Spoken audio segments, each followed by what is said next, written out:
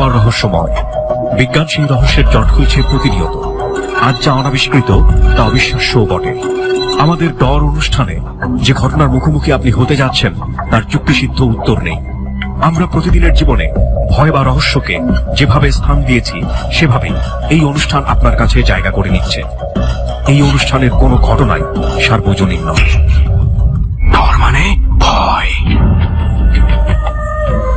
ডরের 13তম পর্বে আপনাদের সবাইকে স্বাগত জানাচ্ছি। আমি আরজে কিপ্রিয়া। শুনছেন এবিসি রেডিও FM 89.2। এখন থেকে শুরু করে রাত 2টো পর্যন্ত আমাদের জার্নি। এবং ডর মানে আপনি নিশ্চয়ই জানেন, বাংলাদেশের আনাচে কানাচে বিভিন্ন জায়গাতে লুকিয়ে আছে হন্টেড প্লেস। সেই হন্টেড প্লেসগুলোতে ধারণ করা হয় ডর। এ সপ্তাহে আমরা এরকম একটি জায়গাতে বসেই ধারণ করেছি ডর, যেখানে গিয়ে পুরো টিম বিভিন্ন অভিজ্ঞতার সম্মুখীন হয়। প্রিয় শ্রোতা, আমরা হন্টেড প্লেস নির্বাচন করি কোনো একটি বন্ধুর জীবনে ঘটে যাওয়া অধিভৌতিক ঘটনার জায়গাটিকে। এ সপ্তাহে এমনই একটি জায়গা নির্বাচন করা হয়েছে যে জায়গাটি এই টিমের মধ্যে কোনো একজনের জীবনে অধিভৌতিক ঘটনার সাক্ষী হয়ে আছে। বুঝতেই পাচ্ছেন, বরাবরের মতোই অন দ্য স্পটে রয়েছে সুমন এবং রেহান, মিউজিকে রয়েছে লোবান এবং সঙ্গে আছি আমি আরজে কিপ্রিয়া। শুরু করছি ডরের 13তম পর্ব এবং শুরুতেই সুমন ও রেহানের জার্নির অংশবিশেষ আমরা শুনব। তারপর ধীরে ধীরে ঢুকে যাব মূল ঘটনায়।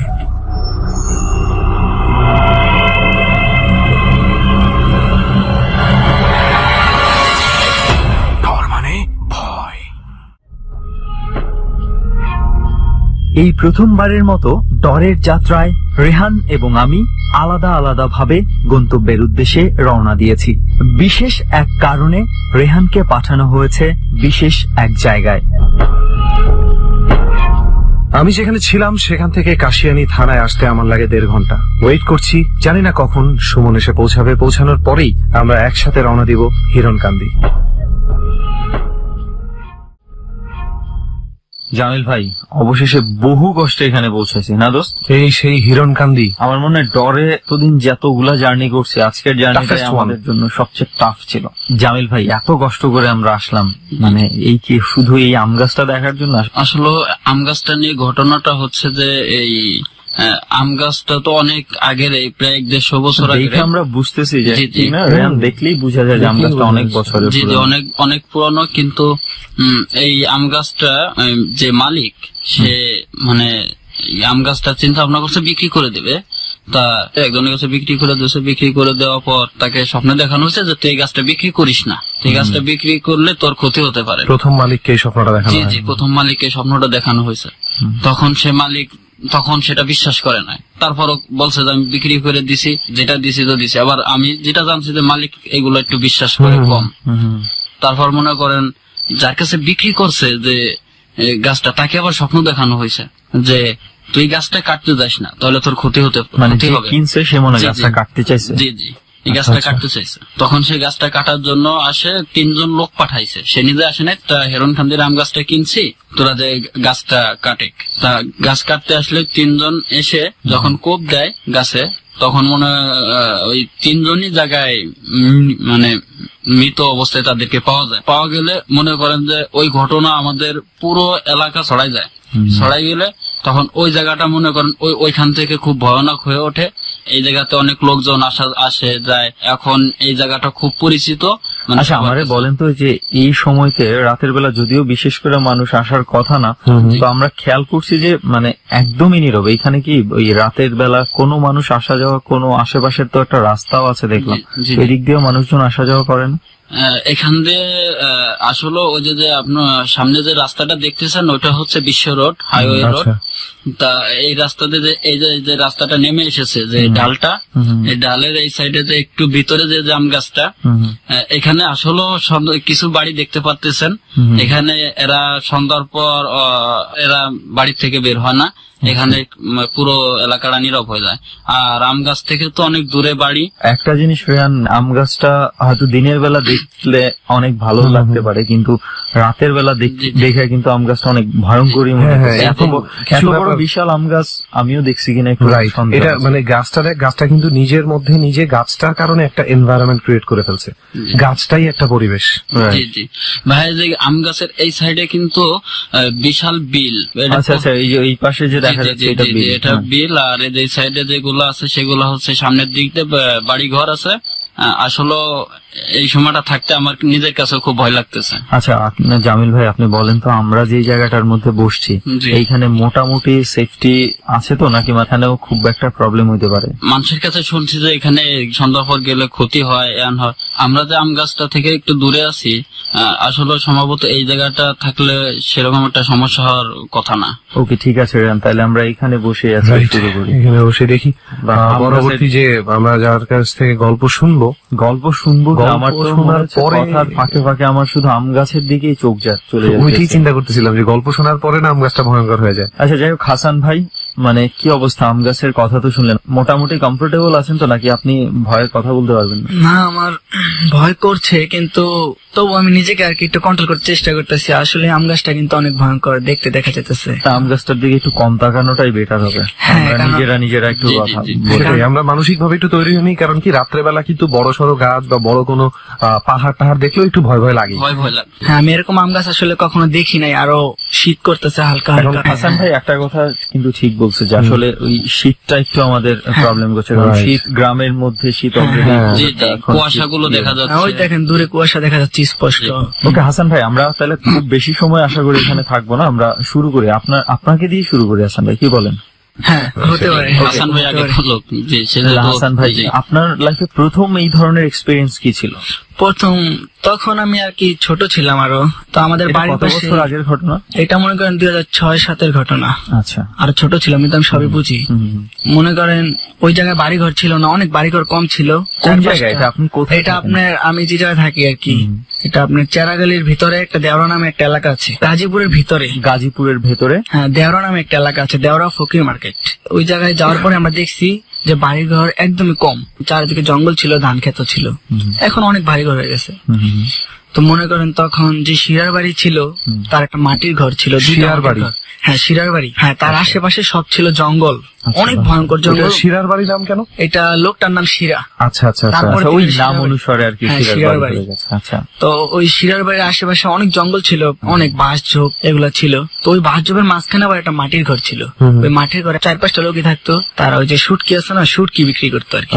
তারা ওই জায়গায় অনেক কিছু দেখছে। তো এক পর্যায়ে দেখা গেল যে ওই জায়গায় তারা চলে গেল। ওই যারা বিক্রি করতো, তারা ওই জায়গা ছেড়ে চলে গেল। তারপর ওই জায়গায় একবারই খালি, কোনো মানুষের কোনো চিহ্ন, ঘরগুলাও রয়ে গেছে। হ্যাঁ, ঘরগুলা পড়ে আছে, মানে কোনো মানুষের কোনো চিহ্নই নেই। তো আমরা যে বাড়িতে থাকতাম, ওই বাড়িতে আপনার যে বাড়িওয়ালা ছিল বা আশেপাশে যারা যারা ছিল, তারা গরু একবার ছাইরা পালতো, মানে কোনো কিছু লাগাইতো না, খুঁটা দিত না। হ্যাঁ, খুঁটা দিত, গরুই চলে আসতো। আচ্ছা, তো এক পর্যায়ে আপনার গরু মানে আশেপাশে ঘাস খাইতে খাইতে আর কি জঙ্গলের ভিতরে গরুটা ঢুকে গেল। গরু ঘাস খায়া বাইরে বার হয়ে গেছে অলরেডি। একটা জায়গা ছিল, ওই জায়গায় আপনার গরু মরলে ওই গরুর চামড়াটা ছুইলা আর কি বিক্রি করে দিত চামড়া, ওই জায়গায় গরুটার কবর দিয়ে দিত। মানে যে ধরনের পশু মরতো ওই জায়গায় কবর দিত। অনেক বিড়ালের কবর আছে ওই জায়গায়। তো ওই জায়গার ভিতরেই অতি ফাস্ট চিত হয়ে পড়ে আছে, আর মনে করেন মুখ দিয়া ফেনা ভারিতেছে। তো একটা লোক বলতেছে এটা মানুষ আইছে, সব আইছে, কি হইছে গরুটার, কি হইছে, এটা হলো টানা হেঁচড়া করতেছে আর অনেক কিছু করতেছে। তো একটা লোক বলতেছে দেখলাম এই জঙ্গলের ভিতরে ঘাস খাইতেছে, গরুটা ভালো। তো এখন এইভাবে মারা যেতেছে গরুটা, বুঝলাম না। তারপরে আপনার বাসা থেকে ধান কাটার যে কাঁচি বলে, এই কাঁচি নিয়ে এসছে। মানে এক লোক বলছে যে এটা দিয়া কানটা একটু সামান্য কাইটা দাও, তাহলে গরুটা বাঁচতে পারে। তো কাটছে, কাটার পরে গরু বাঁচে নাই। তো এরকম আরো কয়েকবারই হয়েছে, আর অনেকগুলা গরু মরছে। বাড়ির পাশে আপনার শানুর বাড়ি আছে, ওই গরু মরছে ওই বাড়ির। তারপরে আপনার ওই পাশে আরো কয়েকজনের গরু আছে। তারপরে গরুগুলা কেন মরতেছে, এটার কি কোনো কারণ? প্রত্যেকটা গরু কি একই ভাবে মারা গেছে? এইভাবে, কিন্তু সব একই স্পটে মরে নাই, বিভিন্ন স্পটে মরছে। এটা কি মানে কোন রকম রোগ হতে পারে না? সেটা সব গরু কি ধরতেছে? হ্যাঁ মানে ওই জঙ্গলে সবাই বলে যে একটু আগে দেখছি ওই জঙ্গলে ঘাস খায়। এমন মানে তো হতে পারে যে যে গরুগুলা কি মারা গেছে প্রত্যেকটা গরুই ওই জঙ্গলের ভেতর থেকে ঘাস খায় আসার পরে আসার পরে মারা গেছে। তার মানে এমনও কিন্তু হতে পারে যে ওই জঙ্গলে কোনো এমন একটা বিষ পাতা বা কিছু একটা আছে যেটা গরু না বুঝে খেয়ে ফেললে তার এই রোগটা হয়। হ্যাঁ হ্যাঁ এটাও হতে পারে, মানে সবাই বলে যে এটা তো একটা কালো ছায়া এরকম বা কোনো একটা কিছু। তো এক পর্যায়ে বছর অনেকগুলো গেল, ওই জায়গাটা এরিয়া দিয়ে দিছে যাতে কোনো গরু ছাগল কিছু না ঢুকতে পারে, কোনো মানুষও ঢুকে না। আচ্ছা। তো ওই জায়গায় একটা আপনার বাজনা গাছ ছিল অনেক বড়, বাজনা বিচি হয়, বাজনা গাছের বিচি হয়। বাজনা না সাজনা কোনটা? বাজনা ওইটা আপনার মনে করেন বাঁশ দিয়ে যে বানায় না, ঠুলুরি তৈরি করে, এই ঠুলুরির ভিতরে ঢুকে মারলে অনেক দূরে যায়। তো আমার এক বন্ধু ছিল রমজান ওর নাম, ও আমাকে বলছে যে দোস্ত সবাই তো এই ঠুলুরি মানে বিচি গুলো লিয়ে যাবো গা, তো এক কাজ করি আমরা চল আগে সকাল ভোরবেলায় বিচি গুলো আমরা পায়রা নিয়ে আসি। এই গাছটা ওই জায়গার মধ্যে, ওই জঙ্গলের ভিতরে। আচ্ছা। তো আমাকে ভোর সকালবেলা ডাক দিছে যেতে, আশেপাশের যে বাড়িঘর ওই গাছে বড়ই আছে, মানে পরে ওই বড়ই টুকামো, টুকা তারপরে ওই জায়গায় যাবো আর কি। আচ্ছা। অনেক অন্ধকার, আজান দেয় নাই এখনো, ওই ভোর 4টা হ্যাঁ এরকম ওইটা গেছে। পরে আমরা এই অন্ধকারে হালকা দেখা যায় না, মানে অন্ধকারে মানে যেরকম দেখা যায়। তা আমরা ওই বাজনা গাছ থেকে আমি বললাম যে দোস্ত তুই উঠ, ও বলতেছে না তুই উঠ। পরে আমি বললাম তুই উঠবি তো, পরে আমাকে হঠাৎ করে এইভাবে মানে চোখগুলো বড় বড় করে কি যেন দেখতেছে, আর আঙ্গুলটা দিয়ে দেখা যাচ্ছে ওই দেখ ওইটা কি। তা আমিও দেখলাম যে স্পষ্ট যে এটা একটা বিড়াল, সবই বিড়ালের মতন, পুরো সাদা বিড়াল, কিন্তু মাথাটা জানি অন্যরকম একটা, মনে করেন ছাগলের মাথার মতোই দেখতে দেখা যায়, দাঁত বাইর হয়ে আছে গাছের উপরে, সরাসরি আমাদের উপরে লাফ দিছে। যে গাছে আপনারা ওঠার চিন্তা করতেছেন সেই গাছে? হ্যাঁ, তারপর সরাসরি লাফ দিছে, ও আমার ধাক্কা দিয়ে দৌড় দিছে, আমি ওর পিছিয়ে পিছিয়ে দৌড় দিছি, কিন্তু স্পিড পাইতেছি না, দৌড় দিয়ে যে পলামো। আবার যে ধান খেত, ধান কাটছে আবার পাশে, ওই ধানের গোড়াগুলো আমাদের পায়ে ব্যথা হইতেছে কারণ জুতা ছিঁড়ে গেছে। তারপরে এক পর্যায়ে অনেক হাঁপাই গেছি, অনেক ভয় পাইছি, বাসায় যে শরীর হাত পা কাঁপতেছে। যাই হোক, তারপর ওই জায়গার আর কোনো নাম হলোই নেই, আর কখন ওই জায়গায় যাই নাই। এক পর্যায়ে যে কিছুদিন আগে তারপরেই আপনার ওই জায়গায় ঘর বাড়ি তৈরি করা শুরু হইলো, জঙ্গল কাইটা ফেলাইলো। তো ওই জায়গায় অলরেডি ঘর বাড়ি বানাইছে, বানানোর পরে আপনার 2 তলা ঘর বানাইছে। পিছন দিয়ে আপনার বিল্ডিং এর পিছন দিয়ে আপনার বড় বড় ফাটা ধরছে, তো বিল্ডিং অলরেডি ফাইটে আছে। যাই হোক, এটা কোনো সমস্যা না। তো একবারে কোনার ভিতরে একটা রুম আছে, যে জায়গায় আপনার বাজনা গাছটা ছিল, ওই জায়গায় যে কাইটা যে রুমটা তৈরি হয়েছে, একটা রুমই সিঙ্গেল, ওই রুমের ভিতরে আপনার একটা লোক রুম ভাড়া নিছে, সিঙ্গেল, সে একা থাকে।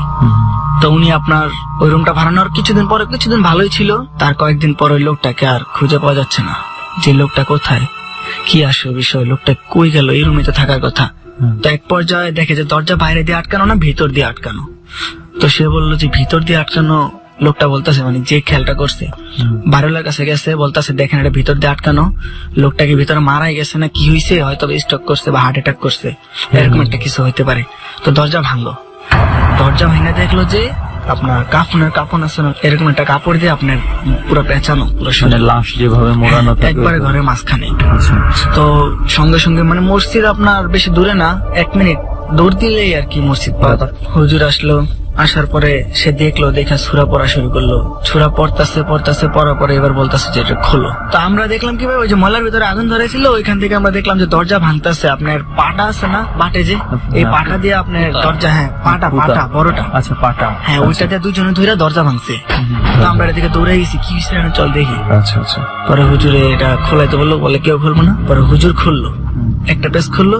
এই পেজ খোলার পরে লোকটা অটোমেটিক আপনার ওইটা দাঁড়ায় গেল, কিন্তু চোখ তার বন্ধ ছিল। এই অবস্থায় সে দৌড় দিল, মানে ঘর থেকে বাড়ালে সোজা একদম রাস্তা দিয়ে দৌড় দিচ্ছে। তো দৌড় দেওয়ার পরে সেই লোকটাই যে এখানে থাকতো, হ্যাঁ ওই লোকটাই। তারপরে মানুষজন পিছিয়ে দৌড়ানোর পরে আপনার রাস্তাটা আঁকাবাঁকা, কিছু আঁকাবাঁকা যাওয়ার পরে আর লোকটা আর নাই, তাকে আর পাওয়া যায় না, এখন আর পাওয়া যায় না, তার আর কোনো হদিসই নেই। আচ্ছা আমাকে একটা জিনিস বলেন তো, যে এই ঘরে তাকে যে পাওয়া যাচ্ছিল না, কয়দিন যাবত ঘরটা তালা বন্ধ ছিল? এটা 2 দিন। আর তারপর ওই বাড়ির আরো কয়েকটা ঘটনা আছে, মনে করেন বাড়ি যে ফাটছে, বলছি মানে বাড়িওয়ালাকে স্বপ্ন দেখাইছে যে দেখ এই বাড়িটা কিন্তু ফাইটা যাবো, আমারে 2টা ছাগল দে, কি লগেই পুকুর, বড় পুকুর, নাম হচ্ছে আপনার বিমানবালা পুকুর। যে পুরুষ তাকে দেখায় নাই, যে আর কি বাড়িওলি মানে মহিলা আর কি, তাকে স্বপ্ন দেখাইছে যে 2টা ছাগল দে আমাকে, নাহলে তোর এই বাড়ি ভাঙ্গা পড়ে যাবো। আমাকে বলতে কাকে? কি বলতে পার না, মানে তাকে স্বপ্ন দেখাইছে পুকুরে 2টা, হ্যাঁ পুকুরে নিয়ে ফালাবি ছাগল 2টা, এমনকি পুকুরে ফালায়া বাঁশ দিয়া নিচে, পানি নিচে চাপ দিয়ে ধরে রাখবি, যাতে ছাগলটা যতক্ষণ না দম বন্ধ না হয় ততক্ষণ ধরে রাখবি, মারা যাবো আর ওটাকে আমরা নিয়ে যাবো। এরকম একটা স্বপ্ন দেখাইছে না। সে আবার তারপরের দিনে পুকুরের পাশে দাঁড়াইছে, দাঁড়ায় বলতেছে আমাকে স্বপ্ন দেখাস, কাম হইব না, ছাগলকে একটা যদি কাছে একটা মুরগির ডিম তাও দিব না। বাড়িওয়ালি বলছে হ্যাঁ, বাড়িলে পুকুরের পাশে দাঁড়ায়।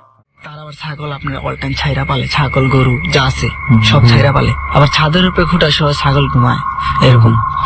তারপরের দিন দেখলো যে গাছের যে ডালের ভিতরে ফাঁসিতে ছাগল ঝুলানো। তো এটা দেখে অবাক হয়ে গেল, অনেক উপরে ডালে। তো আমরা তাড়াতাড়ি করে গাছের ডালে উঠলাম, তো আমরা এটা খুললে এটা নামাইছি, শক্ত হয়ে গেছে অলরেডি, মানে রাত্রে মারা গেছে। বাড়িলে বলতে আমার স্বপ্নে দেখাইছে দুইটা ছাগল দেন, তো ছাগল মাইরা ফেলাম একই ডালের সাথে, দুইটা ছাগল একভাবে প্যাঁচ খাওয়া। এটা ইম্পসিবল যে দুইটা ছাগল লাভ দিবে একইভাবে বাজে যাবে। এবং কয়টা ছাগল ছিল ওখানে? ছাদে ছিল আপনার মনে করেন 10টার মতনই ছিল, মানে অনেকগুলা ছিল, ওর মধ্যে দুইটা ছাগল এরকম ফাঁসিতে ঝুলানো। কানেকশনটা যেটা বলেছে ওই যে পিশাচের এটা শুরু, মানে যেভাবে দিতে বলেছে যে ওই ছাগলগুলোকে পানির নিচে ধরে রাখতে, যত আমরা কিন্তু আজ পর্যন্ত এভাবে দিতে শুনিনি। আর আমি যেটা নিয়ে সবচেয়ে অবাক হয়েছি যে এই পিশাচ প্রথা, এটা হচ্ছে এক ধরনের সাধনা যেটা মানুষ ইন্টেনশনালি করে। যাদের মনোভাব এই ধরনের থাকে, এই ধরনের খারাপ কিছু করতে চায়, তারা নিজে থেকে ইচ্ছাকৃতভাবে পশু পাখিকে এই স্টাইলে বলি দেয় যে পানিতে ডুবায় মারা না, এটার মধ্যে একটা কষ্ট আছে, একটা ক্রোধ আছে। হ্যাঁ, ওই পশুটার কিন্তু একটা ক্রোধ জন্ম নেয় যে আমাকে জোর করে মারা হচ্ছে এভাবে, এবং ওই ক্রোধটাকে কাজে লাগায় এই যে পিশাচিনীর ব্যাপারটা বা পিশাচের ব্যাপারটা নিজের মধ্যে তৈরি করা, যে এই কষ্টটাকে আমি ফিল করব না, I will be happy to see an animal dying like this. হ্যাঁ, এই জিনিসটাকে কাজে লাগানো, কিন্তু এখানে কিন্তু জোরপূর্বক বলা হচ্ছে তুমি এটা করো। এবং আরো একটা কানেকশন হচ্ছে যে ওনার, এই জন্য জিজ্ঞেস করলাম যে হাসান ভাইকে যে কয়টা ছাগল ছিল। ছাদে অনেকগুলো ছাগলই ছিল, ওখান থেকে মাত্র দুইটারই এই ঘটনা ঘটেছে, এবং দুইটার কথাই স্বপ্নে বলা হয়েছে। কিন্তু অবশেষে উনি একটা ছাগল দিছে, অবশ্যই এইভাবেই দিয়েছে। হ্যাঁ, লোকজন ডাক দিয়া কইছে ছাগলটা ফালায়া এরকম করে বাইরে যাতায়াত ধরো, তো গলার ভিতরে মানে যে টান, মানে ফাঁসির মতনই লাগায় বাঁশের ভিতরে বাইন্দা ডাইরেক্ট মাথা চাপাতে ধরছে পানির নিচে। মানে এটা তো আরো বেশি। তো এটা দেখে আমরা অনেকই করছি যে এরকম কিছু। হাসান ভাই, আর কোন ধরনের কোন এক্সপেরিয়েন্স কি আছে আপনার? মনে করেন আমার এরকম আরো কিছু ঘটনা ঘটছে আমার সাথে, যেগুলো আমি অনেক ভয় পাইছি। এমনকি আমাদের বন্ধু বান্ধব বা আমাদের বাড়ির যে আরো লগের পাশের ঘরে যে মেয়েরা থাকে, ওরা অনেক ভয় পাইছে। একদম কাছের মানুষদের সাথেই ঘটেছে এটা। মনে করেন আপনার একটা মেয়ে ছিল, অনেক ভালো ছিল মেয়েটা, তার সাথে আমরা প্রতিদিন গোল্লা খেলতাম, বউচি খেলতাম। আপনাদের সমবয়সী? হ্যাঁ, আমাদের সমবয়সী একটা মেয়ে, কিন্তু আমরা ছেলে মেয়ে একসাথে খেলতাম। আচ্ছা আচ্ছা। তারপর মনে করেন একদিন মেয়েটা আপনার মা ওরা অনেক মারছে, ওর আম্মু। আচ্ছা, এটা কতদিন আগের ঘটনা? এটা আপনার আরো অনেক বছর আগেরই, সঠিক খেয়াল নেই তখন। হ্যাঁ, এরকম 4-5 বছর হবে। অনেক মারছে, মায়েরা বলছে ঘরতে বাইরে হয়ে যা, পরে বাইরে বাইরে করে ভিতর দিয়ে দরজা আটকায় দিচ্ছে। কখন সেটা? কি দিনের বেলা? রাতের বেলা। তারপর অনেকক্ষণ দরজা ধাক্কাইছে, আম্মু খুলো, আম্মু খুলো। ওর আম্মু আর কোনো সারা শব্দ দেয় না, কোনো সারা শব্দ দেয় নাই। আচ্ছা। তো না দেওয়ার পরেও বাইরে দিয়ে রাস্তা দিয়ে হাঁটতেছে। তো হাঁটতে হাঁটতে এক লোক আবার দেখছে যে কিরে তুই যা কি করতেছস, পরিচিত যা। এটা কি পরিচিত কেউ? হ্যাঁ, পরিচিত, আর চিনে, মানে আশেপাশে এলাকার লোকজন। এলাকার লোকজন বলতেছে যে আম্মু তো আমাকে বাইরে করে দিছে। আচ্ছা, এখন তো আমার মা আমার কাছে চাইলের বস্তা তো আমি বাসায় রাখতে হইব আমার, তারপর হয়তো তোকে আর কি বাসায় নিয়ে যেতে পারবো। আচ্ছা, তুই থাক, আমি চাইলের বস্তা রেখে আসতেছি বাসায়। তো বাসায় গেছে, আয়সা দেখে আমি এটা নাই। প্রায় একদিন হয়ে গেল নাই। তারপর বাবা মা ওর খুঁজতেছে, কি রে আমার মেয়েটা হয়তো বাইর করে দিলাম। একটু পরে নাকি ওর বাবা মা ওর দরজা খুলে দিছে যাতে ঘরে ঢুকে, আর ঢুকে নাই। আর আসার নামে কোনো খবর নাই। তারপর মনে করেন এক লোক রাস্তার পাশে একটা বড় কবরস্থান আছে, ওই জায়গায় একটা খেরের একটা বড় বোঝা আছে। তো ওই বোঝার পাশে গিয়া বোঝার ভিতরে ঢেলান দিয়া বসে মোবাইলে গান শুনতেছে হেডফোন দিয়া। আচ্ছা। তো সে ডাইনের দিক তাকায় দেখে কি তার পাশেই হাতের লগে একটা কি জানি বাড়ি খেয়েছে। বাড়ি খেলে তাকায় দেয় যে একটা পা, মানুষের পা। তো সেটা দেখে ডরে লাভ দিয়ে উঠছে, কি রে পা কার এটা? ঠিক রাত্রেবেলা দেখছে সে? না, সন্ধ্যার দিকে হয়। পরের দিন সন্ধ্যার ঘটনা? সন্ধ্যাবেলা। তো লোকটা পা দেখে ভয় পেয়ে গেছে, কি এটা পা কই থেকে আসলো? তো সে আর কোনো ভয় না পেয়ে পাটা ধরে টান দিল। টান দেওয়ার পরে একদম পুরো ওই মেয়েটার লাশটা একদম বাইর হয়ে আসছে। ওই মেয়েটা কিন্তু লাশটা কোনো স্বাভাবিক না, তার পুরো শরীরে কামড়ের দাগ, পা থেকে মাথা পর্যন্ত, আপনার জিভলা পর্যন্ত কামড়ের দাগ আছে। আমরা তো দেখছি, এমনকি আমাদের এলাকার সবাই দেখছে। শুধু হাফ প্যান্ট পরা ছিল আপনার, আচ্ছা আচ্ছা, বাচ্চা মেয়ে? হ্যাঁ, ছোট। আচ্ছা, এটা কি 5-6 বছর হবে। পরবর্তীতে পোস্টমর্টেম বা এই ধরনের কোনো কিছু কি করা হয়েছে? পুলিশের সাথে কোনো রকম কোনো? না, পুলিশের কাছে দেওয়া হয়নি, এলাকার মানুষই মিটমাট করছে এটা। আপনার মনে করেন কামড়ের দাগ গুলা ছিল আপনার কুকুরের যে বড় বড় দুটা দাঁত থাকে না, এরকম বড় বড় দাঁত আপনার যে সিরিয়ালে 4-5টা থাকে বা নিচে উপরে কামড় দিলে কি এরকম গর্ত হবে, এরকম গর্ত ছিল। আচ্ছা, রাইট। এটা যদি মানে আমরা যদি ইনকেস ধরি যে মানে কোন মানুষের কামড়ের দাগের মতো না, পায়ের আঙ্গুলে শুদ্ধ, বুড়ো আঙ্গুলে শুদ্ধ কামড় ছিল। মানুষ পায়ের বুড়ো আঙ্গুলে কেন কামড় দেবে? সেটা মানে মানুষ হলে এভাবে অন্তত হতো না। মানে আমরা আসলে এই প্রশ্নটা এই জন্য ছিল যে আমরা বিভিন্ন জায়গায় পত্রপত্রিকায় অনেক কিছু দেখে এই ধরনের বাচ্চা মেয়েদেরকে রেপ করা হয়, হ্যাঁ, বুঝছি, বাজে কিছু বুঝতে পারছি। ঘটনা আমরা শুনি। বুঝতে তো পারছি। সেই জন্য আমরা এটা জিজ্ঞেস করলাম। বাট আপনি যে বর্ণনা দিয়েছেন তাতে অন্তত এটার কোনো হ্যাঁ। মানে সিমটম মনে হয় না। মনে আপনার হচ্ছে না। পায়েও কামড় ছিল, দুনো পায়ে, আপনার হাতেও কামড় ছিল। এটা শেষ পর্যন্ত কোনো কিছু বোঝা যায় না যে আসলে না, কিভাবে। পরে- আচ্ছা, বাবা মা কি তার নিজের বাবা মা ছিল না সৎ বাবা মা ছিল? নিজের বাবা মাই ছিল। আসলে খুবই একটা মানে বাড়ির পাশে তো এটা আমাদের থেকে একটা জিনিস আমার মনে হয় প্রত্যেকের জানা উচিত, শাসনের একটা লেভেল আছে, অতিরিক্ত শাসন ভালো না। আমার একটা বন্ধু ছিল বিল্লাল, আর একটা ছোট বোন ছিল আসমা নাম। আচ্ছা, তারপরের দিন রাত্রেবেলায় ঘুম থেকে ওইটা দরজা খুলে ওই খেরের ওই জায়গায় চলে গেছে সরাসরি। ঘুমের চোখেই চলে হ্যাঁ গেছে। হ্যাঁ, ঘুমের চোখে চলে গেছে। তারপর চলে যাওয়ার পর মা মনে করছে যে আর কি একটু টয়লেটে গেছে, তখন খুঁজে পায় না। 10 মিনিট হয়ে গেছে, পায় না। ও খেরের ভিতরে মাথা ঢুকায় বসে আছে, ওই যে জায়গা থেকে বাইর করছে ওই জায়গায় মাথা ঢুকায় বসে আছে। পরে মানে ওর বড় ভাই দৌড়ে গেছে, যায় দেখে এই কাহিনী। যে মেয়েটা মারা গেছে ওই মেয়েটা আর এই মেয়েটা কি বান্ধবী ছিল? হ্যাঁ, বান্ধবী ছিল, মানে একই জায়গার বুঝতে পারছিস? বন্ধু। যে মানে মারা গেছে যেই মেয়েটা এই বিভৎস ভাবে মারা গেল They know ওই each জায়গায় other. বান্ধবী ছিল। মানে খুবই ভালো সম্পর্ক, ক্লোজ ছিল তারা। হ্যাঁ, কিন্তু বয়সটা তুই চিন্তা কর, ওই বয়সে তো এরকম একটা ঘটনা ঘটছে, ওখানে যাইতেই একটা পিছিমের ভয় লাগার কথা। ভয় লাগার কথা। তারপর ওর ভাই, আমি গেছিলাম ওর ভাইয়ের সাথে, ওর ভাই করলো কি ওর ধৈরা থাপ্পড় মারল, কেন কি লেগাইছিস তোর এত বড় সাহস? কিন্তু আর কোনো হুশ নেই, ওর চোখ বন্ধ। তো ওর এইভাবে ধৈরা দুইজনে হাত ধরে ঘরে নিয়ে আসলাম। ঘরে নিয়ে আসার পর ও নিজের ঘরে ঢুকে না, ঢুকতেছে আরেক ঘরে ঢুকে মানুষের যে ল্যাপের নিচে ঢুকে বসছে। তো ওকে অনেক ডাক দেওয়ার পরে কামড়ে অ্যাবনর্মাল দরজার পিছ একবার ল্যাপের নিচে ঢুকতেছে, ল্যাপের নিচে ভাড়া চিৎকার মারতেছে, ও মা ওকে চিৎকার মারে দরজার পিছনে পলাইতেছে, কোনটা আবার চিল্লান দিতেছে, মানে চিল্লাইতে আবার দেখা যায় আবার অন্য জায়গায় চলে যেতেছে, আবার দৌড় দিতেছে। কি করতেছে হয় নিজেও মানে বলতে পারবো না। দূরের থেকে আমল করছে। ঠিক আছে, এর পরবর্তীতে মানে সে কি ঠিক হয়ে গেছে না কবিরাজ টবিরাজ ঠিক হয়ে দেখা গেছে, দিয়েছে? ঠিক হয়ে গেছে। আচ্ছা, বা হাসান ভাই মানে মানে আর কি ধরনের অভিজ্ঞতা আপনার রয়েছে? আরো একটা অভিজ্ঞতা আছে, যেটা আপনার মনে করেন আমি ময়মনসিংহ গেছিলাম আমার বন্ধু বান্ধবের সাথে। আচ্ছা তো ওই জায়গায় একটা ঘটনা ঘটছে, মানে ঘুরতে গিয়েছিলাম, যে ওরা তো গার্মেন্টসে চাকরি করে। আচ্ছা আচ্ছা, তো ওরা বলছে আচ্ছান দেশে তো যাবো, আমার সাথে তুই কি যাবি? তারপর আমরা কিছুদিন পরে রওনা দিয়ে দিলাম অলরেডি। তো মনে করেন রওনা দিলাম আমরা বিকালে, আপনার পৌঁছাইলাম আমরা অনেক রাত্রে। ময়মনসিংহে পৌঁছে। হ্যাঁ, তো মনে করেন- জায়গাটার নাম কি মনে আছে হাসান ভাই? না, ওটা একদম বর্ডারের কাছাকাছি। আচ্ছা আচ্ছা আচ্ছা, ওইটাই জানতে চাচ্ছিলাম যে কতটুকু গভীরে মনে আছে। হাইওয়ে রোডে নামাই দিছে।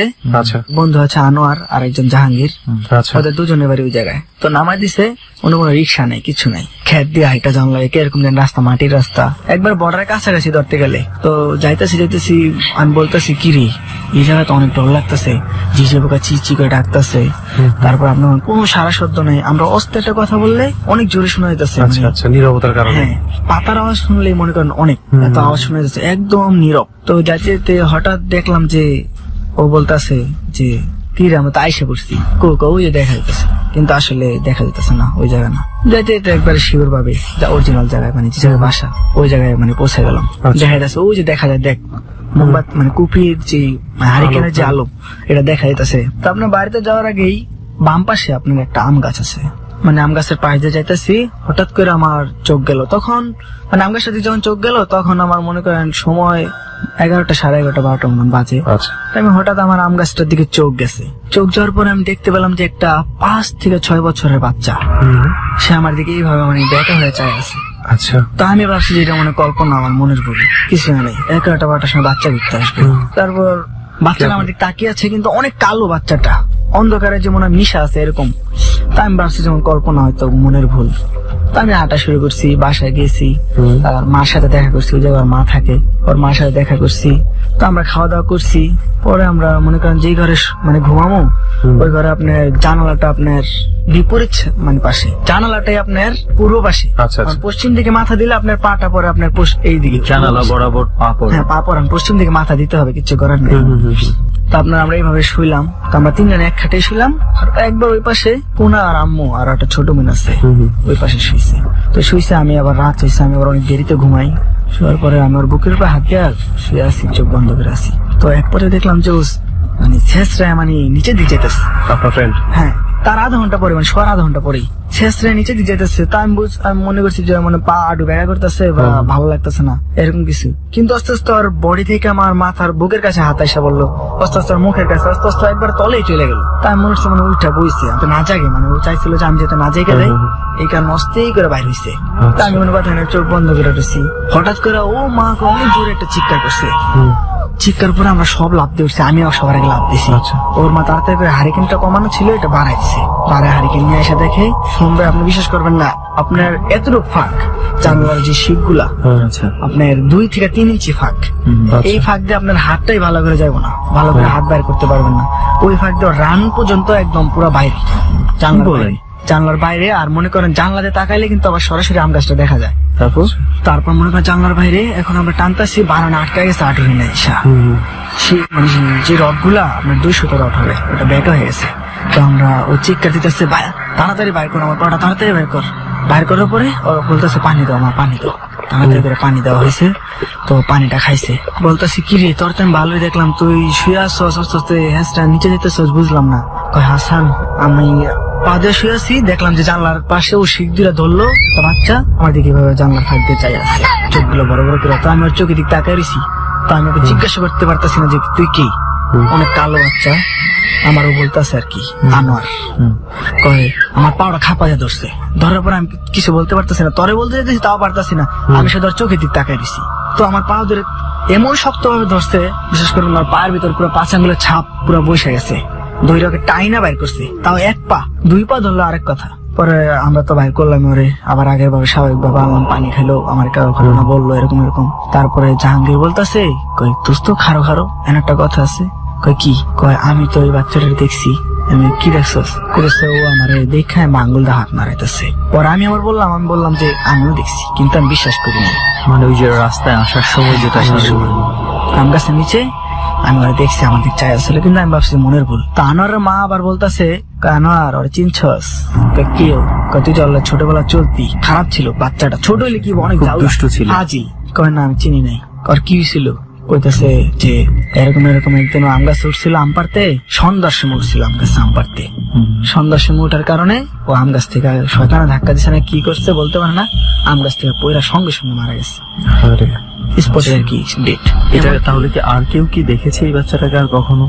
হ্যাঁ সবাই দেখতো তো, কিন্তু এইভাবে মানে কেউ দেখে না, একমাত্র ও আনোয়ার আসার পরেই বাচ্চাটা দেখা দিছে। শোন দোস্ত কাহিনীটা দেখ, এই বাচ্চাটা যে মারা গেছে এটা হাসান ভাই আপনি তো আগে জানতেন না? আমি জানতাম না, ওর মা বলছে। উনি কিন্তু এমনি দেখছে, এমন হয়তো যে এলাকার কেউ একজন দেখছে, তাহলে বুঝতাম যে রাত্রেবেলা যাচ্ছে, জানে এখানে একটা বাচ্চা মারা গেছিল, ভয়ে তাকে দেখতে পাইছে, কিন্তু উনি তো চেহারা পর্যন্ত চিনে না। আবার মনে করেন যে বাচ্চার যে মরছে, মানুষ বলে যে এটা ফাজিল, মরছে ভালো হয়েছে, মানুষ এটার কোনো সময় ভালো বলে নাই, বাচ্চারা ভালো বলে না। এখানে আরেকটা কানেকশন দেখতে পাচ্ছি যে ওই যে আগে 2 জন বন্ধু ছিল, ছোটবেলায় একসাথে ছিল, এবং আনোয়ার আসার পরেই এই বাচ্চাটা এই ঘটনাটা ঘটিয়েছে এবং আনোয়ারের সাথেই ঘটিয়েছে। দেখা কিন্তু এই 2 জনকেও দিয়েছিল, হাসান ভাইকেও দেখা দিয়েছে, হাসান ভাইয়ের পাশে যে আরেকজন ছিল 2 জনকেই দেখা দিয়েছে। আনোয়ার দেখছে আপনি জানলা দিয়ে আসছে, আর আনোয়ার হচ্ছে পুরো সাফার করছে বিষয়টা, যে ছোটবেলায় যার সঙ্গে একসাথে এই যে কানেকশন, কিছু কিছু আছে না যে আমরা শুনি না যে মরার পরেও কেউ অনেক কিছু সম্পর্ক থাকে, কেউ ছাড়তে চায়, সাথে করে নিয়ে যেতে চায়। আনোয়ারের এরপরে আনোয়ারের কি আর কোনো ধরনের কোনো প্রবলেম হয়েছিল কিনা, বা আনোয়ার এরপরে আর এই সমস্যার মধ্যে পড়েছে কিনা? এরপরে মনে করেন বাড়িটা বন্ধ করে দেওয়া হয়েছে, যে জানলার পাশে আর কোনোদিন না আসতে পারে, কারণ ওই ঘরে ঘুমাইতে হয় মানুষ। তো বন্ধ করার পরও কি হয়, ওই চালের ভিতরে ঢিলা মারে, এখনো ঘটে সেই ঘটনা। ঢিলা মারে মাঝে মাঝে, বড় এত মানে ইটের চাক্কা যেটা ওইটাতে ঢিলা মারে। এটা কি আনোয়ার বাড়ি গেলেই এই ঘটনা? আনোয়ার বাড়িতে গেলে ইটের শব্দ হয়। আই থিঙ্ক আনোয়ারের সেফ থাকাটা খুব জরুরি। আমার কেন জানি মনে হচ্ছে মানে সামহাও আনোয়ার কি যেদিন সে গাছ থেকে পড়ে যায় সেদিন কি আনোয়ারেরও যাওয়ার কথা ছিল তার সাথে গাছে উঠতে? না, আনোয়ার তখন ঢাকা এসে বসছে ওর আব্বুর কাছে। কত কিছু ঘটতে পারে তাই না? শোন, এমনও হতে পারে যে আনোয়ার চলে যাওয়াতেই হয়তো এই বাচ্চা ছেলেটা প্রচন্ড লোনলি ফিলিংস থেকে আরো বেশি দুষ্ট হয়ে গেছিল।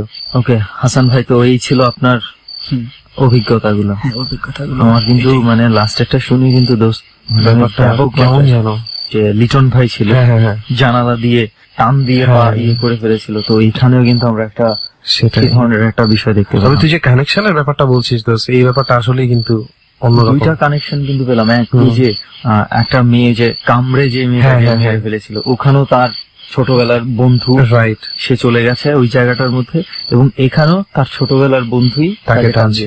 একটু মনে করে দেখ, আমরা বহু আগে আমাদের সাথে মানিকগঞ্জের একজনের কথা হয়েছিল, সবুজ, তার বন্ধু যে মারা গিয়েছিল এই মাছ ধরতে গিয়ে। Right right. তারপরে সে যখন মারা যায় ওকে বলে গিয়েছিল আমি তো চলে যাচ্ছি, তুই সাবধানে সাবধানে থাকিস। এবং সে একদিন আসার সময় এই বাঁশঝাড়ের নিচে তার বন্ধুর ডাক শুনতে পেয়েছে।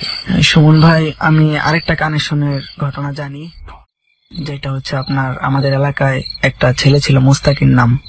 ও বর্তমানে মার্ডার হয়ে গেছে। আচ্ছা।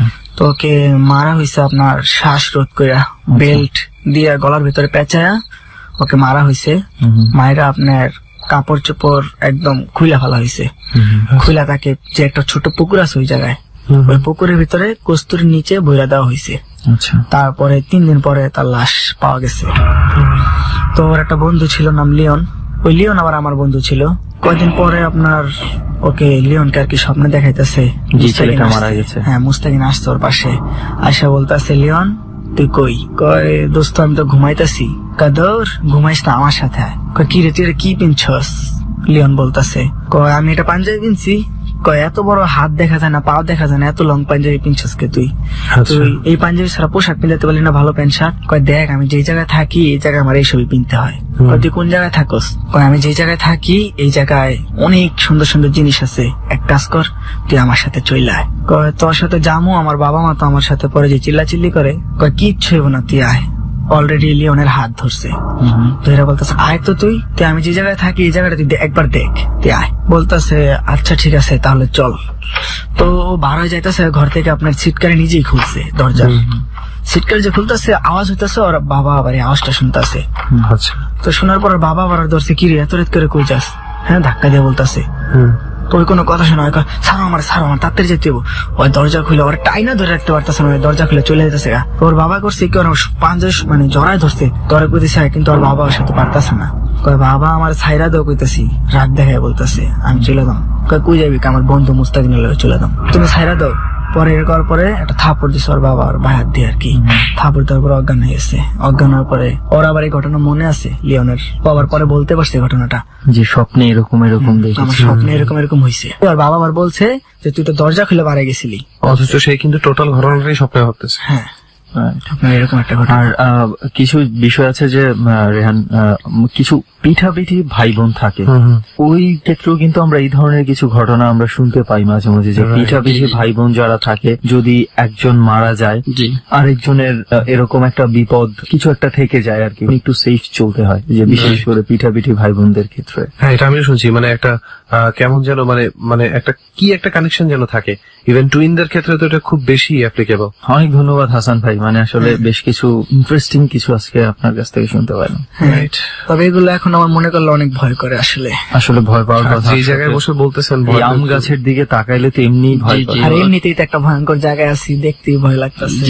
জামিল ভাই, যে আম গাছের নিচে আপনি নিয়ে আসছেন, মোটামুটি সবাইকে ভয় পাওয়ায় দিচ্ছেন আমাদেরকে। তো যাই হোক, জামিল ভাই আপনার তো এই ধরনের অভিজ্ঞতা বেশ কিছু আছে, আপনার অভিজ্ঞতা গুলা কি একটু শুনি। সুমন ভাই, আমার 2004-এর ঘটনা। আচ্ছা। আমি আর আমার চাচা আছে, মানে ফ্রেন্ডের মতোই চলাফেরা করি, শামীম নাম। আমাদের গ্রাম থেকে আরেক গ্রাম ধরে প্রায় 8 থেকে 10 কিলো দূরে, ওটা হলো কাটাগড় নাম। ওইটা এখানে একটা মাজার আছে, ওই মাজারের ওইখানে এই বিশাল মেলা হয় চৈত্র মাসের 12 তারিখে। আমরা যে এইখানে আছি এইখান থেকে সেটা কতটুকু দূর? আমাদের এইখান থেকে সেটা অনেকই দূর, প্রায় 25-30 টাকা বাস ভাড়া নেবে। জি জি জি। আমরা দুজন এখানে যাই, মেলায় যাই। তা মেলা শুরু হওয়ার আগেই যাই, যাওয়ার পর আমরা ওইখানে ঘোরাফেরা করি। ঘোরাফেরা করতেও তো অনেক রাত হয়ে যায়, প্রায় রাত 1টা বেজে যায়। ওইখান থেকে ও বলতেছে যে যত রাতে হোক আমরা বাড়ি চলে যাবো। তাই আমি বলছি যে না, 1টা জন বেজে গেছে, দরকার হলো মেলার ভিতরে ঘোরাফেরা করি, আর নইলে আমরা কারো আমাদের আত্মীয় আছে সেই বাড়ি যাই। তো বলতেছে না, কোনো বাড়ি যাব না, আমরা সরাসরি বাড়িতে যাব। অন্ধকার রাত, মানে অন্ধকার হালকা হালকা আবার জ্যোৎস্না মানে উঠতেছে, মেঘ আকাশে একটু মেঘ মেঘ। তার মধ্যে গ্যাস লাইট সিস্টেমে খোদের আলো জ্বলে, লাইট আছে মাথায়, আলো জ্বলে, 15 টাকা দাম। একটা লাইট কিনে আমরা দুজনে যাচ্ছি। ওইখান থেকে 12 কিলো রাস্তা আমাদের হাঁটা লাগবে, প্রায় আপনার 2 ঘন্টা হাঁটা লাগবে। একটা যদি বাজে 2টা 3টা, তাহলে 3টা বাজে আমাদের বাড়ি পৌঁছাবো। ও বলতেছে যে কিসের ভয়, আমরা দুজন যেহেতু আছি, আল্লাহর রহমতে কোনো ভয় নাই, চল আমরা চলে যাই। তো আমি বলতেছি দেখ, তারপর ওই জায়গাটা আমরা যে যাব, যদি কোনো গ্রাম হতো তাহলে না হয়তো। বিশাল বিল, এই বিলের মাঝখানে মনে করেন 4-5 কিলো ফাঁকা, আপনার শুধু বিল আর বিল রাস্তা, আর ওই রাস্তার 2 পাশ দিয়ে শুধু বাগান, কোনো বাড়ি ঘর নেই। তার একটু সামনে এসে আপনার একটা নদী, ওই নদীটা হচ্ছে বারাসিয়া নদী বলে। ওই নদীটার এই পাশে একটা গ্রাম আছে, ওটার নাম হলো কলিমাজি। কলিমাজি গ্রাম, কলিমাজি গ্রামটার সামনে হলো যে নদীটা, নদীটা পার হয়ে ওই রাস্তা দিয়ে হেঁটে আমাদের বাড়ি আসতে হবে। যে গ্রামটার নাম বললাম কলিমাজি, কলিমাজি থেকে প্রায় 3 কিলো হবে ওই মেলাটা। কোনো গাড়ি নেই, কোনো কিছু নেই, এত রাত্রে গাড়ি গুড়ি কিছু পাওয়া যায় না। মেন রোড আমরা হাঁটতেছি, তা মেন রোডে হাঁটতে বাদ যাচ্ছে, ওই সিঁড়ি যায়, আপনার ওই হোন্ডা যায়। হাঁটতে হাঁটতে হাঁটতে হাঁটতে আমরা নামছি হচ্ছে তালতলা নামে একটা জায়গা আছে। ওই জায়গাটা মনে করেন যে প্রায় 2 কিলো ফাঁকা, তারপরে হচ্ছে গ্রাম। তো 2 কিলো ফাঁকা, 2 সাইডে হলো বাবরা গাছ। তা রাত সে সময় মনে করেন আমরা আধা ঘন্টার বেশি হাঁটছি, প্রায় 40-45 মিনিট হাঁটছি দুজনে। হাঁটতে হাঁটতে ওই তালতলা আসছি, আসার পরে বাবরা গাছের ওইখানে যখন হাঁটতেছি, তখন আমার কাছে কিরকম যেন ভয় ভয় লাগতেছে। আপনার ঝিঝি পোকা ডাকতেছে, হালকা একটু বৃষ্টি নামছিল, তারপর ওই যে আপনার ওই ব্যাং ডাকতেছে। ওই বাবরা গাছের ওইখানে আসার পর এখন দেখি একটা বিড়াল, সাদা একটা বিড়াল পার কাছে এসে মেউ মেউ করতেছে। চিন্তা ভাবনা করলাম এটা তো গ্রাম না, একটা বিল, বিলের মাঝখানে বিড়াল আসলো কোথা থেকে। তখন মনের ভিতর আরো ভয় বেশি লেগে গেল যে আসলে ওই বিলের ভিতরে বিড়াল আসলো কোথা থেকে। তখন শয়তানি করতে করতে আমি একটা লাথি মারছি, লাথি মারার পর বিড়াল আপনার 3টা হয়ে গেছে, পিছনে মেহমেহ করতেছে কিন্তু আমাদের সামনে আসতেছে না। আমরা বিড়ালের আগে, তা যতই সামনের দিক হাঁটি আপনার পিছনের দিক কিন্তু চোখ যে কখন মনে হয় কামড়ায় ধরে কিনা, এরকম একটা ভয় ভিতরে কাজ করতেছে। তা আবার ওই সময় মনের ভিতরে মনে করেন যে পুরো ভয়, তারপরও আল্লাহর নাম নিচ্ছি। তা আস্তে আস্তে আস্তে আস্তে ওই গ্রামের কাছে যখন আসছি, তখন মনে করেন ওই কলিমাজি গ্রাম, ওইখানে দেখি কোনো বিড়াল নেই, কোনো কিছু নেই। তখন ওই যে বারাসিয়া যে নদীর কথাটা বললাম, একটু বড়ই নদী, 4 আছে, 4 দেওয়া বাঁশের সাঁকো। তা ওইটা মনে করেন যে অনেক বড়, ছোট সাঁকো হলে হয়তো, নদী যেহেতু অনেক বড়। তা ওইখানে যাওয়ার পর আপনার ওই সাঁকোতে উঠছে, তা পরানের ভিতর তো মনে করেন এমনি ভয় লাগতেছে, আরো এত রাত্রে সাঁকোর ভিতরে উঠছি অন্যরকম। সাঁকোতে যখন উঠছি, সাঁকোর ওই সাইডে মনে করেন যে বিশাল জঙ্গল, আর ওই নদীর থেকে যে উঠা লাগবে সেটা মনে করেন পাহাড়ের মতো ঢাল উঠা লাগবে। ওইখানে একটা গাব গাছ আছে, কলিমাজির এক লোক ওইখানে আবার গলায় ফাঁসি দিয়ে মারা গেছিল।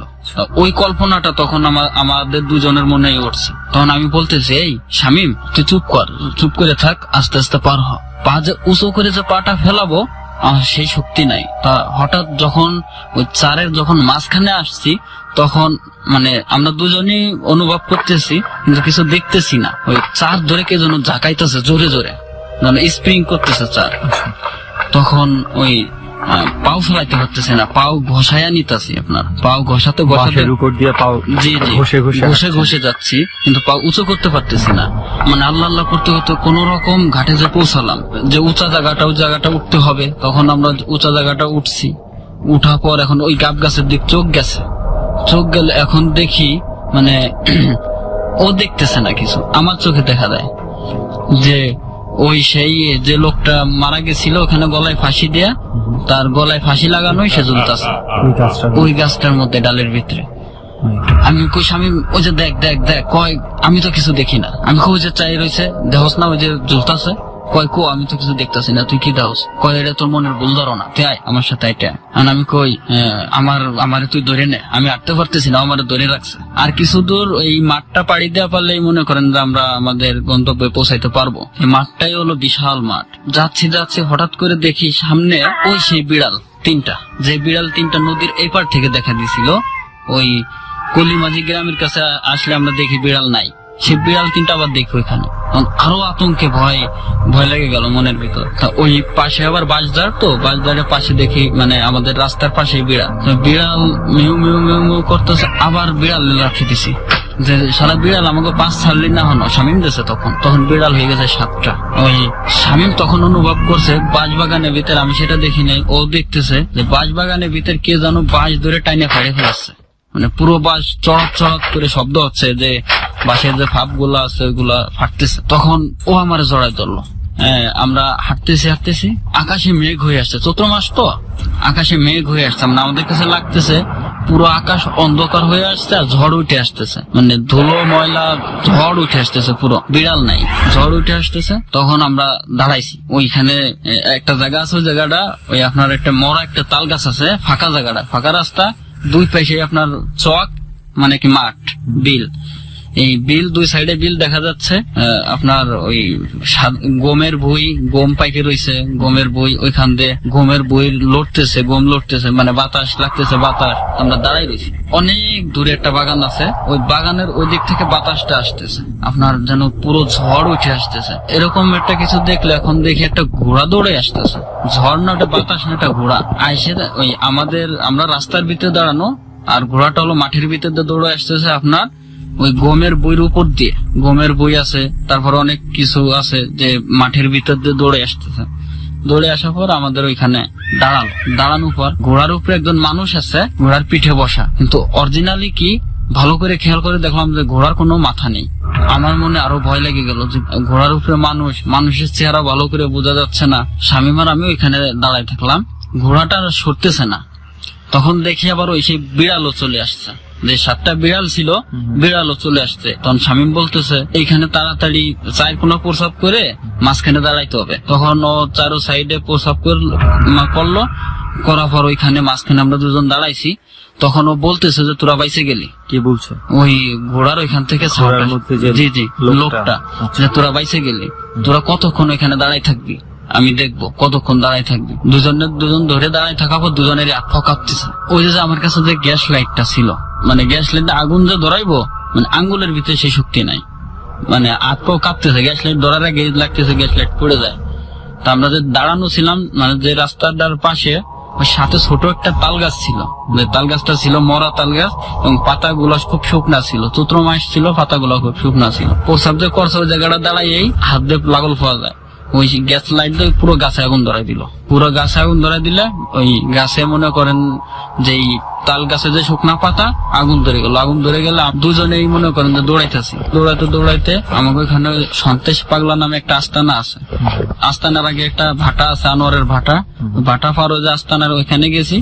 আস্তানার ওইখানে আবার একটা বট গাছ আছে, বড় বট গাছ আছে। বড় বট গাছ থাকলে বট গাছের ওইখানে, ওই বট গাছের ওইখানে গেছি। এখন বট গাছের উপরে পানি পড়তেছে, তা পানি পড়ার পর তখন পুরো মাঠটা পাড়িতেছি, আধা ঘন্টা দৌড়ায়। তারপর আমরা বাড়ি চলে আসলাম। বাড়ি চলে আসার পর ওদের বাড়িতে আমরা ঘুমালাম, মানে সকাল হয়ে গেছে কখন আমরা বলতে পারি না, আমরা ঘুমাই রয়েছি। তখন ওর আম্মু যখন শরীরে ধাক্কা দিল, দেখে যে দুজনের শরীরে প্রচুর জ্বর। পরে আমরা কবিরাজ ওষুধ খাওয়া পরে আমাদের আস্তে আস্তে ওটা আর কি ভালো হয়েছে। আচ্ছা। আর কোন ধরনের কোনো কিছুর মধ্যে পড়েছেন কিনা? এইবার যে ঘটনাটা বলতেছি সেটা হচ্ছে, আমরা যে জায়গাটা বসে আছি এখান থেকে 20-25 মিনিট লাগবে আমাদের যেতে। সময় হলে হয়তো গ্রামের বাড়ি। জি আমাদের বাড়ি ওইখানে, ওই ভিটার থেকে ঘুরাই নিয়ে আসতাম, আমাদের বাড়ির থেকে বেড়ায় আসছেন যেহেতু ঢাকা থেকে অনেক কষ্ট করে। সময় পাওয়া যায় একটা ট্রাই করা যেতে পারে। জি। আচ্ছা, তারপর কি হলো? এই কুরবানিদের একটা আমি ঘটনা বলি। আমার ছোট বোন, আমার আপন ছোট বোন, তাকে আমার আব্বু হালকা একটু রাগারাগি করে। আচ্ছা। রাগারাগি করলে ঈদের দিন। তা আমরা ভাবছি আমাদের ওইখানে যে ভূতের মার যে ভিটাটা আছে, আসলে এখন নাম হয়েছে ভূতের মার ভিটা, আসলে এর আগে নাম ছিল, সেটার নাম ছিল বুচার মার ভিটা। এই কি হচ্ছে, এটার নাম কেন এরকম? অনেক পুরনো আমলের ভিটা, হিন্দুরা বসবাস করত। এখানে ছিল আপনার শ্মশান ঘাট, এখনো অনেক কয়লা টয়লা আছে যেখানে মানে পাওয়া যায়।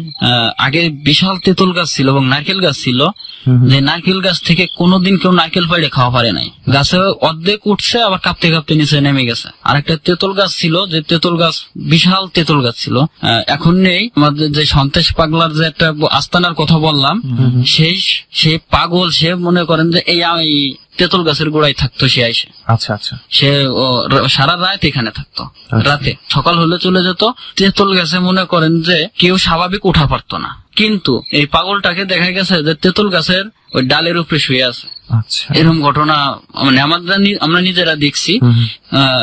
ওই তেঁতুল গাছের যে মালিক তাকে ওই পাগল বলল, সে অনেক ধরনের ঘটনা ঘটে, তা চিন্তা ভাবনা করছে যে এত বড় গাছ গ্রামের ভিতরে রাখা উচিত না, বিক্রি করে দিই।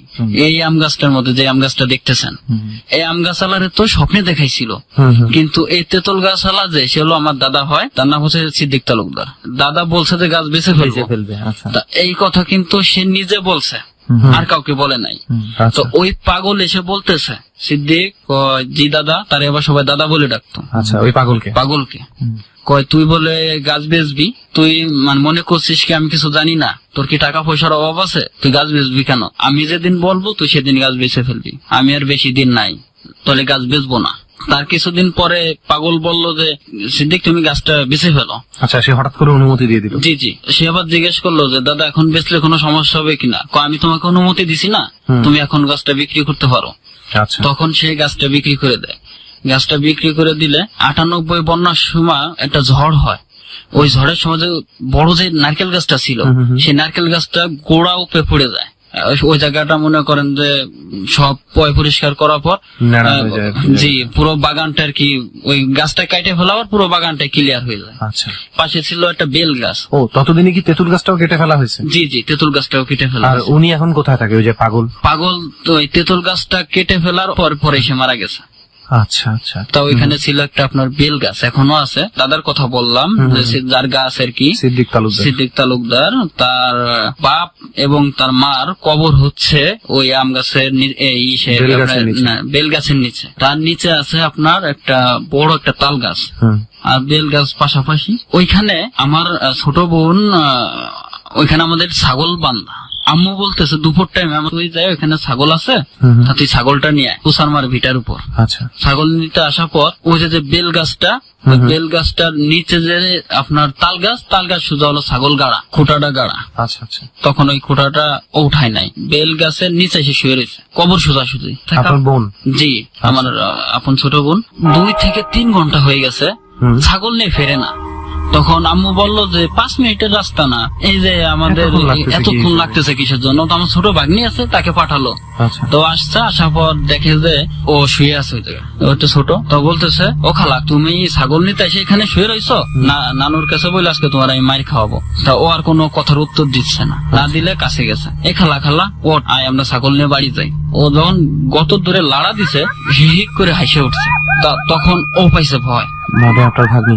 জি, ভয় পায়, দৌড়াই বাড়িতে এসে, ছাগল আর নেয় নাই। মা তো দেখে বুঝতে পারছে যে আমাদের বিটাটা তো অনেক খারাপ। তখন আমার চাচি, আমার আম্মু সবাই আসছে। সবাই আসার পর ওই বেল গাছের ওই গোড়ার থেকে, তখন আপনার বোন ওখানেই বসা, ওইখানেই শুয়ে রয়েছে।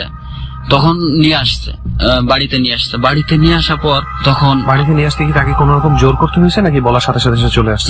না, জোর করে আনতে হয়েছে, তাকে তুলে ধরে নিয়ে আসতে হচ্ছে। আচ্ছা, তারপর বাড়িতে আনার পর শোয়ানোর পর আপনার আমাদের এক দাদি আছে বাড়ির পাশে, সে আর কি আইসে দেখলো। দেখার পর সে বলতেছে যে আসলে এটা এই ধরছে ছাড়ানো লাগবে এবং তোমাদের বাড়িটা বন্ধ করা লাগবে।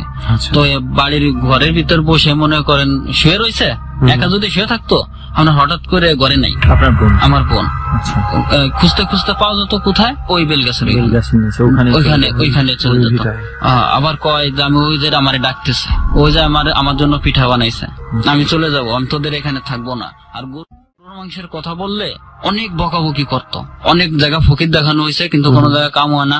আগে কি সে গরুর মাংস খেতে পছন্দ করতো? আগে সে গরুর মাংস খাতো, কিন্তু সেটা ধরার পর থেকে সে গরুর মাংস মানে একদমই ওটাকে এলাও করে না।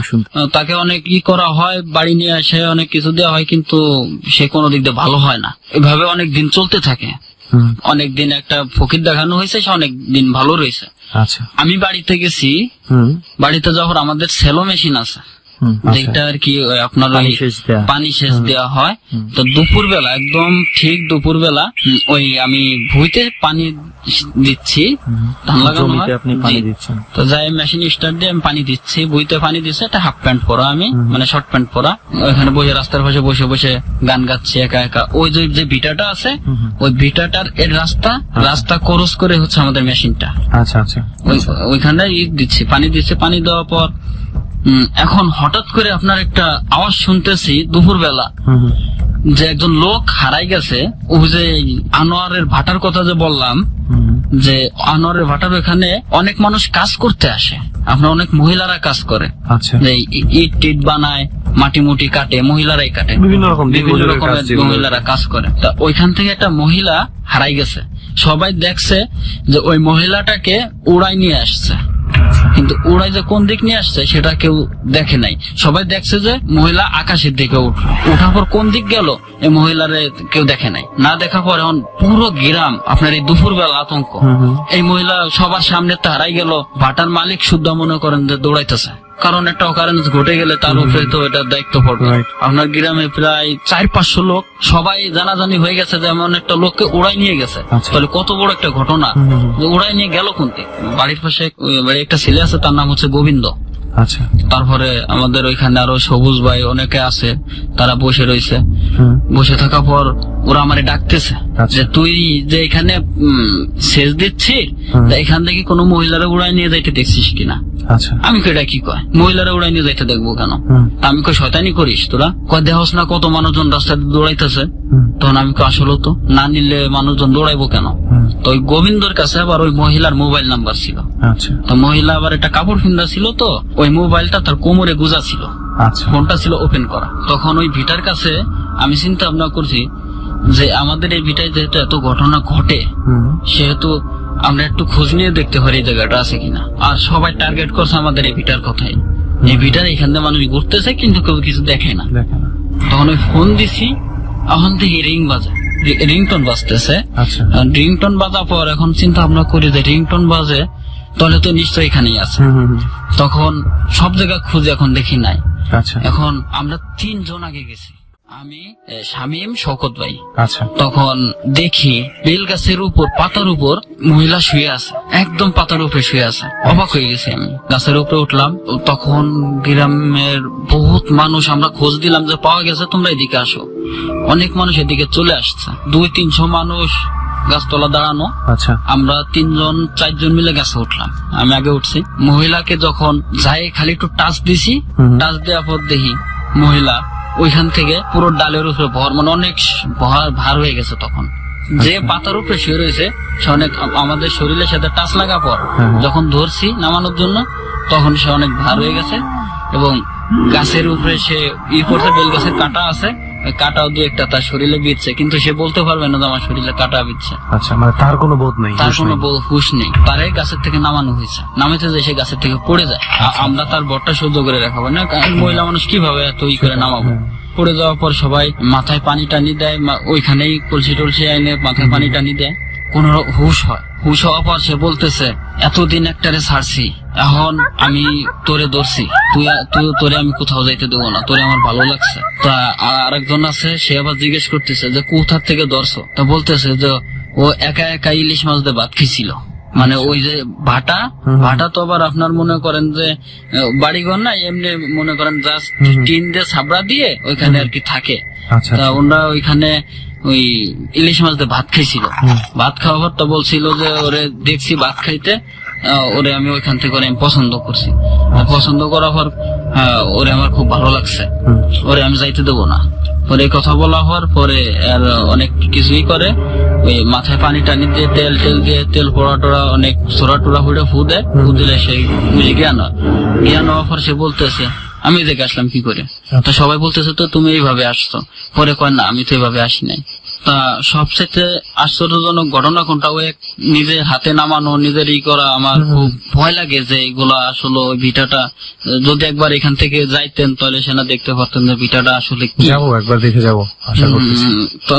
তারপর এই যে আমার ছোট বোনের সাথে একটা ঘটনা ঘটেছে, যেটা ভাইয়া মানে অবিশ্বাস্য। এই ঘটনাটা যেটা বললেন, এটাও তো মনে হয় কোরবানির ঈদের ঘটনাই বললেন। এইটা আমি কোরবানির ঈদের ঘটনা, এটা হচ্ছে কিছুদিন আগের ঘটনা। আচ্ছা, এই মহিলাকে যে ধরলো, এখন যে আমি যেটা আপনাকে বলতেছি এটা হলো একদম এই ঈদের ঘটনা, ঈদের দিনই ঘটছে। ঈদের দিন কিরকম? আমার ছোট বোন, ছোট বোনই আমার সেই ছোট বোনই যে আর কি ওই বেলতলায় গিয়ে শুয়ে থাকতো। জি বেলতলায় যে শুয়ে থাকতো।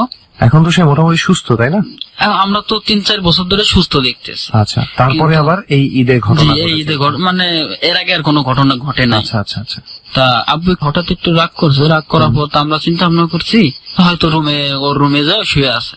আচ্ছা, প্রায় 4-5 ঘন্টা পর আমি ওর রুমে আমার সেজ বোন গেছে। আচ্ছা, যে ও ঘুমাইছে কিনা দেখি। সেজ বোন ওর রুমে যায় দেখে কি ও নেই। তো ও নেই, তাহলে মনে করছে যে হয়তো ঘুমাইছিল, ঘুমের তো উঠে মানে টয়লেটে গেছে। আচ্ছা, তা টয়লেটের কাছে যায় দেখে যে সেখানেও নেই। আচ্ছা, তখন আমারে ডাক দিল যে জামিল এদিকে আয়। কি? তা কয় আর্জিনারে তো পাচ্ছি না। আমাকে কি বলো? আমাকে দেখো ভালো করে খুঁজে দেখো ঘরেই আছে। কয় না ঘরে নাই। আমাকে আমার রুমে দেখো। তখন আমরা সবাই ভাই বোনে মিলে, আমরা 5 ভাই বোনই তখন বাড়িতে, আমরা 4 ভাই বোন খুঁজতেছি। আচ্ছা আচ্ছা।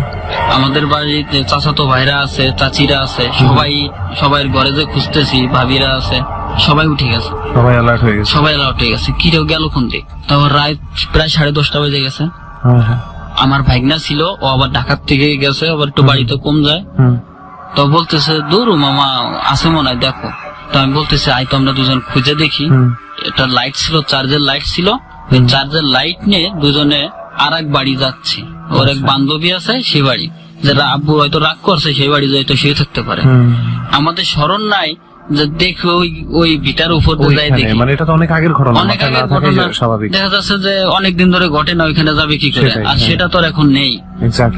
তখন ওই বাড়ি আমরা যাচ্ছি, রাত আমরা গেছি। যাওয়ার পর মাঝখানে আপনার ওই একটা বিল, মানে বিল মানে কি ছোট একটু বিল, ওইটা পাড়ি দিলে সেই বাড়ি। আচ্ছা। তো আমরা হঠাৎ করে যাচ্ছি, আমি আর ভাইগনা, আমার সাথে কিন্তু আর কেউ নেই। আর বাড়িতে মনে করেন আব্বু আম্মু সবাই কুপি ধরে খুঁজতেছে, কচু বাগান আছে আশেপাশে, কোথাও পড়ে টড়ে আছে কিনা, তারপরে এই ঘর ওই ঘর এই ঘর এরকম খুঁজতেছে। আবার হয়তো রাগের মাথায় যে হয়তো কিছু খাইতে পারে, একটু বকা দিছে যেহেতু, সেরকম চিন্তা ভাবনা করতেছে, বিভিন্ন ধরনের চিন্তা ভাবনা করে। তা আমরা ওই মাঠের ভিতর দিয়ে আসতেছি, কান্নার আওয়াজ শুনে। তা কান্নার আওয়াজটা আমার বাইকনার কানে গেছে। তা বাইকনা বলতেছে মামা কি? কয় দাঁড়াও। দাঁড়াইছি। কয় দেখো তো কান্নার আওয়াজ যাচ্ছে, এটা তুমি শুনতেছো? আমি হ শুনতেছি। কান্নার আওয়াজটা কোন দিকে? ওই মাঠ বরাবর ওই যে আপনার যে বেল গাছটা ছিল, ওই বেল গাছটা বরাবর এই দিকে এসে আবার মাঠ, ওই মাঠ সোজাসুজি বিশাল বড় বড় 2টা তাল গাছ আছে। আমরা তো অনেক দূরে, রাতের বেলা আওয়াজ শোনা যাচ্ছে যে কেউ একজন কাঁদতেছে। আমরা চিন্তা ভাবনা করছি যে ও এত দূর যাবে কেন? আগে সেই জিনিসটা তো এখন নেই, 3-4 বছর ধরে সুস্থ, আর এই বাগানের ভিতরে যাওয়ার কথা না। বাইনারে করছি যে চল আমরা যাই দেখি কে কান্দে। তখন আমরা আস্তে আস্তে আস্তে আস্তে হাঁটি, ও তাল গাছের গোড়ায় আমরা পৌঁছাইছি। তো দূরের চার্জার লাইট মারছি, তো দেখি ওই তাল গাছের গোড়ার উপরে মাথা দিয়ে কাঁদতেছে। আমি আর যাবো না, আমি একবারে চলে যাবো, আমি আর এখানে থাকবো না। দেখা যাচ্ছে আমার ছোট বোন, আমি যদি ভয়তে যদি দৌড়াই তাহলে কিরকম হয়? সম্ভব না। তার জন্য বাইনা করছে যে মামা তুমি দাঁড়াও, আমি বাড়িতে লোক ডেকে নিয়ে আসি। আচ্ছা আচ্ছা। তখন আমি ওরেও ছাড়তেছি না যে ওরে আমার একা হয়ে যাবে, আমার উপরে কিছু আক্রমণ করলো, এরকম কিছু অনেক কিছু ভয় লাগতেছে। ওরে বলতেছি তুই আমার সাথে থাক। আরে ভয় কিসের? ওরে আমি বুঝতে দিতেছি না যে আমার মনে ভয় আছে। ওরে আমি বলতে দূর ভয় কিসের, তুই আর আমি ধরে নিয়ে যাওয়া পারবো। তখন কাছে গেছি, কাছে যাওয়ার পরে তাল গাছের গোড়ার সাথে ওর মাথা গাওয়াইতেছে, বাড়ি দিচ্ছে, নিজের মাথা নিজের তাল গাছের গোড়ার সাথে বাড়ি দিচ্ছে। দাগ হয়ে গেছে, আপনার মাথা মতো দাগ হয়ে গেছে। তখন ওই মাঠের ভিতর দাঁড়াই আমরা ডাক ছাড়লাম যে আরজিনাকে পাওয়া গেছে, কে কোন জায়গায় আসো, তাড়াতাড়ি এদিকে আসো। তখন ওই কথা শুনে কেউ শুনতে পারতেছে না কথা, এত দূর আওয়াজও যাচ্ছে না বাড়ির উপর। তখন বাইনার মোবাইল দিয়ে বাড়ি ফোন দিল। ফোন দেওয়ার পর যে এই উত্তর মোড়ো এই বিটার, এই বোচারমার বিটারের দিক দিয়ে নাইমে এই সোজা যে 2টা তাল গাছ, এই তাল গাছ সোজা আছে, এখানে পাওয়া গেছে। প্রায় 60-70 জন লোক হয়ে গেছে। আসার পর সবাই আসছে, আসার পর স্বাভাবিক ও 30-35 কেজি ওজন হবে। তখন আমি যে ওকে উঁচা করছি যে বাড়িতে নিয়ে যাই, কোলে উঠাইছি। তা কোলে উঠানোর পর আমি হাঁটতেছি, ওরে আমি উঁচা করছি, আমার কাছে লাগতেছে যে কয় মন যে ওজন আমি বলতে পারবো না, মানে খুব ওজন, যে আমার মনে হচ্ছে আমার মাথার মতো ভেঙে পড়তেছে। ড্রেন যেটা আর কি আইল বলে, ওই আইলের উপর হাঁটতেছে হাঁটতেছে আমার পিছনের থেকে যেন ধাক্কা মারছে। এটা আমার স্পষ্ট আমার আছে যে আমার কে যেন পিছনেতে ধাক্কা মারলো, জোরে ধাক্কা মারলো, আমি ওরে পার উপরে রাইখে আমি চিতে পড়ে গেছি। আমার পায়ে এখনো ব্যথা আছে, আমি অনেক ওষুধ খাচ্ছি এখনো পার জন্য, অনেক ঝাড়াইছি। পড়ে যাওয়ার পরে আমার চাচতো বাইরে আইছে, সবাই মনে করেন যে কিভাবে ছুটছে, এটা মনে করেন যে যদি এখান থেকে যদি 20 মিনিটের রাস্তা যেহেতু যদি একবার যাইতেন তাহলে সবার মুখে জানা পড়তেন যে আসলে কি ঘটনাটা কি। তখন আর কি চাচতো বাইরে দৌড়ে আসার পর সবাই মিলে ধরলো, ধরার পর ওর এনেছে 3 জনে দৌড়া, আমার এনেছে 1 জনে দৌড়া, আমি হাঁটতে পারছিলাম না। মাই গুডনেস, তুই চিন্তা করতে পারছিস আপনার ছোট বোন না? জি। তখন তার বয়স কত? এই তো এখন এবার এসএসসি পরীক্ষা দিবে। এবার এসএসসি পরীক্ষা দিবে। আর আপনি? আমি তো কত বছর? আমি তার প্রায় 3 বছরের বড়। 3-4 বছর বয়সের বড় একটা ছেলে, ছেলেদের শরীরে হাড্ডি বেশি থাকে বলে ছেলেদের ওজন কিন্তু এমনি একটু বেশি হয়, ঠিক আছে?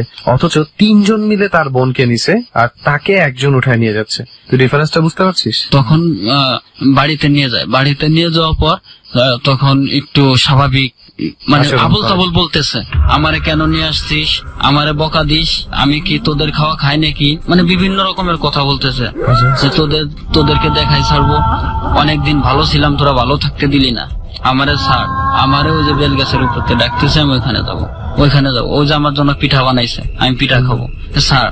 পরে এই কুরবানিদের ঘটনা যেহেতু আমার চাচতো ভাই বলছে কি তোরা 2 পিস গোশ এনে দে, 2 পিস গোশ খা, মানে চাচতো ভাইরে ইচ্ছা মতো বকছে আর মারছে। জি, মারছেও, জোরে উঠে মারছে। যখন উঠতো তখন আমরা 2-3 জন মিলে ঠেকাই পারতাম না। আচ্ছা আচ্ছা। 3-4 বছর যে ভালো ছিল, এর আগের যে ঘটনা, তখন আমরা চিন্তা করি যে কোন জায়গায় ফকির পাচ্ছি না, কবিরাজ পাচ্ছি না, ঢাকা নিয়ে যাই, কবিরাজের খোঁজ পাইছি, সেখানে নিয়ে যাই। কবিরাজ মানে কি হুজুর। আচ্ছা আচ্ছা। মহাখালী রহিম মেটাল মসজিদের যে হুজুর আছে, সে হুজুর অনেক তদবির দেয়। আচ্ছা। তা সে ভালো মানুষকে নিয়ে আসছি আমরা ওইখানে তদবির দেওয়ার জন্য। সে হুজুরের তেল পড়ছে, পানি পড়ছে, আরো অনেক তাবিজ তুবিজ বানাইছে। 3 জন মিলে আসতে নিয়ে আসার পর সেই রহিম মেটাল হুজুরকে সে মারা শুরু করছে, ধাক্কা দুঃখ দিয়েছে যে তুই আমারে কি দিবি, তুই দেওয়ার কে, তোরে আমি ইচ্ছা করলে তোরে আমি এখানে মাইরা লাতেরি, তোরে আমি হানি মাইরা লাবো।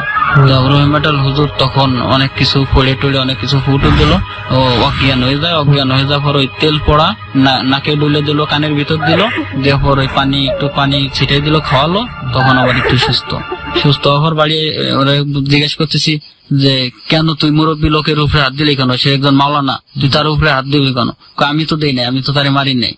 হ্যাঁ, পরে আমি ক্ষমা চা তার কাছে, পরে তার কাছে ক্ষমা চাইছে যে আসলে এটা আমি, হুজুর বলতেছে যে তো আমি নিজেই বুঝতে পারছি যে এটা কি, এটা আসলে হিন্দু একটা ইসে ধরছে, যার কারণে আর কি এই ঘটনাটা ঘটতেছে। তারপর নিয়ে আসার পর অনেকদিন এখন ভালো আছে, তাবিজ তুবিজ আইনে দেওয়া হয়েছে, বাড়ি আবার দেওয়া হয়েছে, মানে এরকম ঘটনা যে ঘটছে আর শুনি নাই। আচ্ছা, মোটামুটি সুস্থ। জি ভাইয়া, কিন্তু আর একটা ঘটনা এই বাগান নিয়ে আছে, সেটা হলো আমার এক বিয়ে আছে যে হুন্ডা চালায় ভাড়া। আচ্ছা, আপনার অনেক রাত তামাচ্ছে হুন্ডা ভাড়া চালায়, মানে হচ্ছে যাত্রী বহন করে। জি। আচ্ছা, ও অনেক রাত হয়ে যায়, রাত হয়ে যাওয়ার পর ওর বোন বিয়ে দিচ্ছে আবার আমার চাচতো ভাইয়ের সাথে। ও অনেক রাত হয়ে গেলে আমাদের বাড়ির থেকে আবার বাজার কাছে, তো ওদের বাড়ি অনেক দূরে, তা যায় না, আমাদের বাড়িতেই চলে আসে। যে ভিটার ভিতরে তেঁতুল গাছ ছিল, ওই যে পাগল ছিল, সন্তেশ পাগল, ওই পাগল কিন্তু ওই তেঁতুল গাছ বেঁচে ফেলানোর পর বলছিল যে তুই রাস্তা সাইডে একটা বট গাছ লাগা। তেঁতুল গাছ বেচার সাথে সাথে কিন্তু সে বট গাছ লাগাইছিল, যে বিশাল আকৃতির হয়ে বট গাছটা হয়েছে। তো বট গাছের সোজা সে আইসে হুন্ডা থামাইয়া সে স্টার্টটা বন্ধ করে দিয়ে এমনি লাইটটা জ্বালানো, সে মানে প্রসাব করতে বসছে যে ওই বেল গাছটার দিক মুখ দিয়ে। আচ্ছা আচ্ছা, কেবল মানে বসবে, এর ভিতরে সে দেখে যে বাগানের ভিতরে ওই বেল গাছের ওইখানে অনেক সুন্দর সাইজে আছে 2টা বউ, মানে অনেক স্বর্ণের গহনা টহনা পরা, অনেক সুন্দর চেহারা। তখন রাত 2:30 থেকে 3টা। উনি দেখতে পাইলো কিভাবে? উনি দেখতেছে যে মানে আপনার হালকা জ্যোৎস্না আছে, মোটরসাইকেলের লাইটও জ্বালানো রয়েছে, কিন্তু স্টার্ট বন্ধ করে দিয়ে এমনি লাইট জ্বালানো রয়েছে। তো সেবা প্রসাব করে এই স্টার্ট দিয়ে টানতে চলো, সেলফ আছে যে টানতে চলে যাবো। আমি সেই সময় বাড়িতে, 2টা বউ, তখন সে ওই দেখে একটু আগাইছে। আমাদের বাড়ির সোজাসুজি যে বাঁশবাগান, ওই বাঁশবাগানের ভিতর দিয়ে হলো আমাদের বাড়ি যাওয়ার রাস্তাটা। আচ্ছা, তা ওর মনে আবার একটু সাহস অনেক, তা সে চিন্তা ভাবনা করছে কি যে আর একটু দেখি ওরা কি করে। 2টা বউ মানে এত সুন্দর চেহারা, ওরে ডাকতেছে, ওরে খালি ডাকে যে তুই আয়, তুই আয়। তো বলতে ওরও মন চাচ্ছে যে আমি গাড়ি গুড়ি ফেলাই, তো আমি যাইছি, আমি চলে যাই, ওদের সাথে চলে যাই। মানে একটা ইলিউশনের মধ্যে পড়ে গেছে। অনেক মানে এখন সে না পারতেছে বাড়ি আসতে, না পারতেছে ওই দিক যাইতে, চিন্তা ভাবনা করতেছে কি করব। বাড়িতে আমাদের স্বাস্থ্য ভাই, সে আবার প্রস্রাব করার জন্য উঠছে। ওঠার পর যে বিদেশি বড় চার্জার লাইট আছে, আবার হোন্ডার লাইট জ্বলতেছে ওই দিক দিয়ে।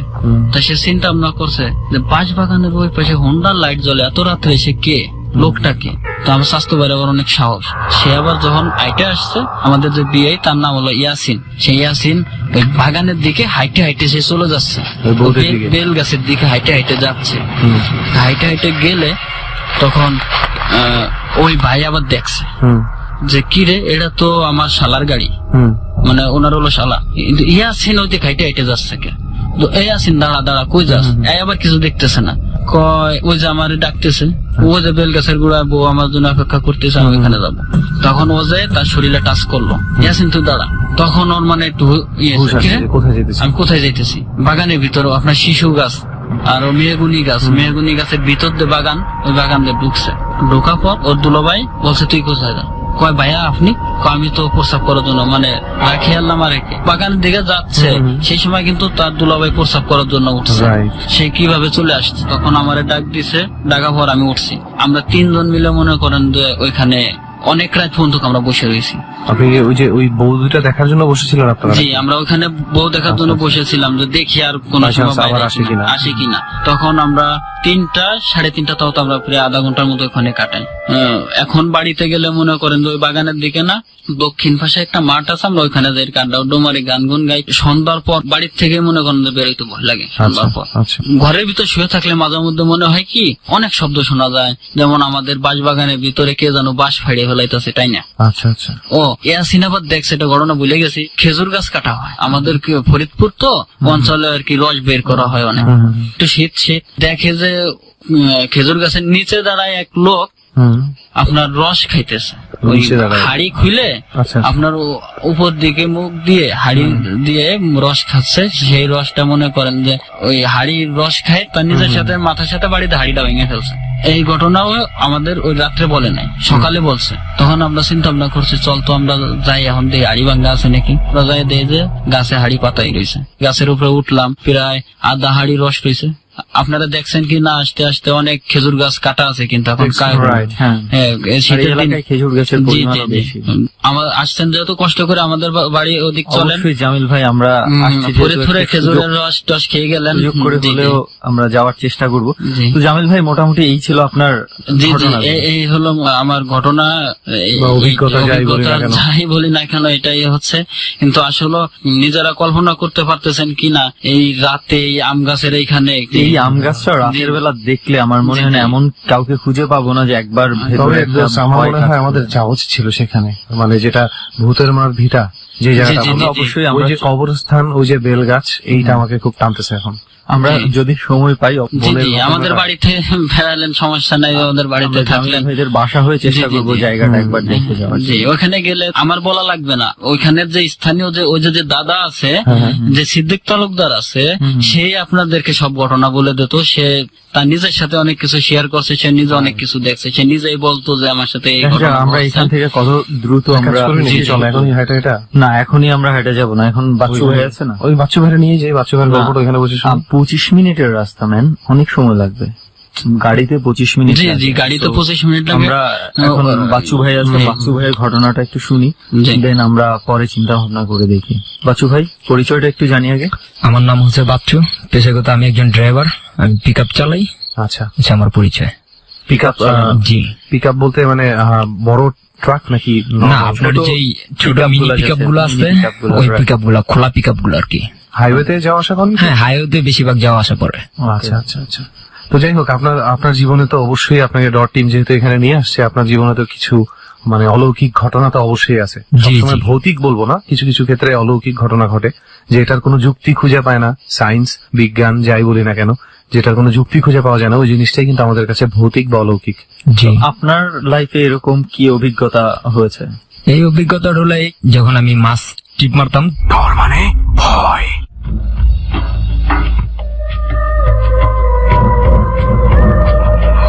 রাত এখন আরো গভীর। একটু পরেই ঘড়িতে ডং করে 1টা বেজে যাবে। রাত 1টা মানে ভয়াবহ রকমের নীরবতা। আর যে কিবরিয়া আছে আপনার সঙ্গে, এবং আপনি শুনছেন এবিসি রেডিও FM 89.2। ডর চলছে, সঙ্গে আছে স্পট থেকে সুমন ও রেহান, এবং মিউজিকে আছে আমাদের আরো একজন টিম মেম্বার লোবান।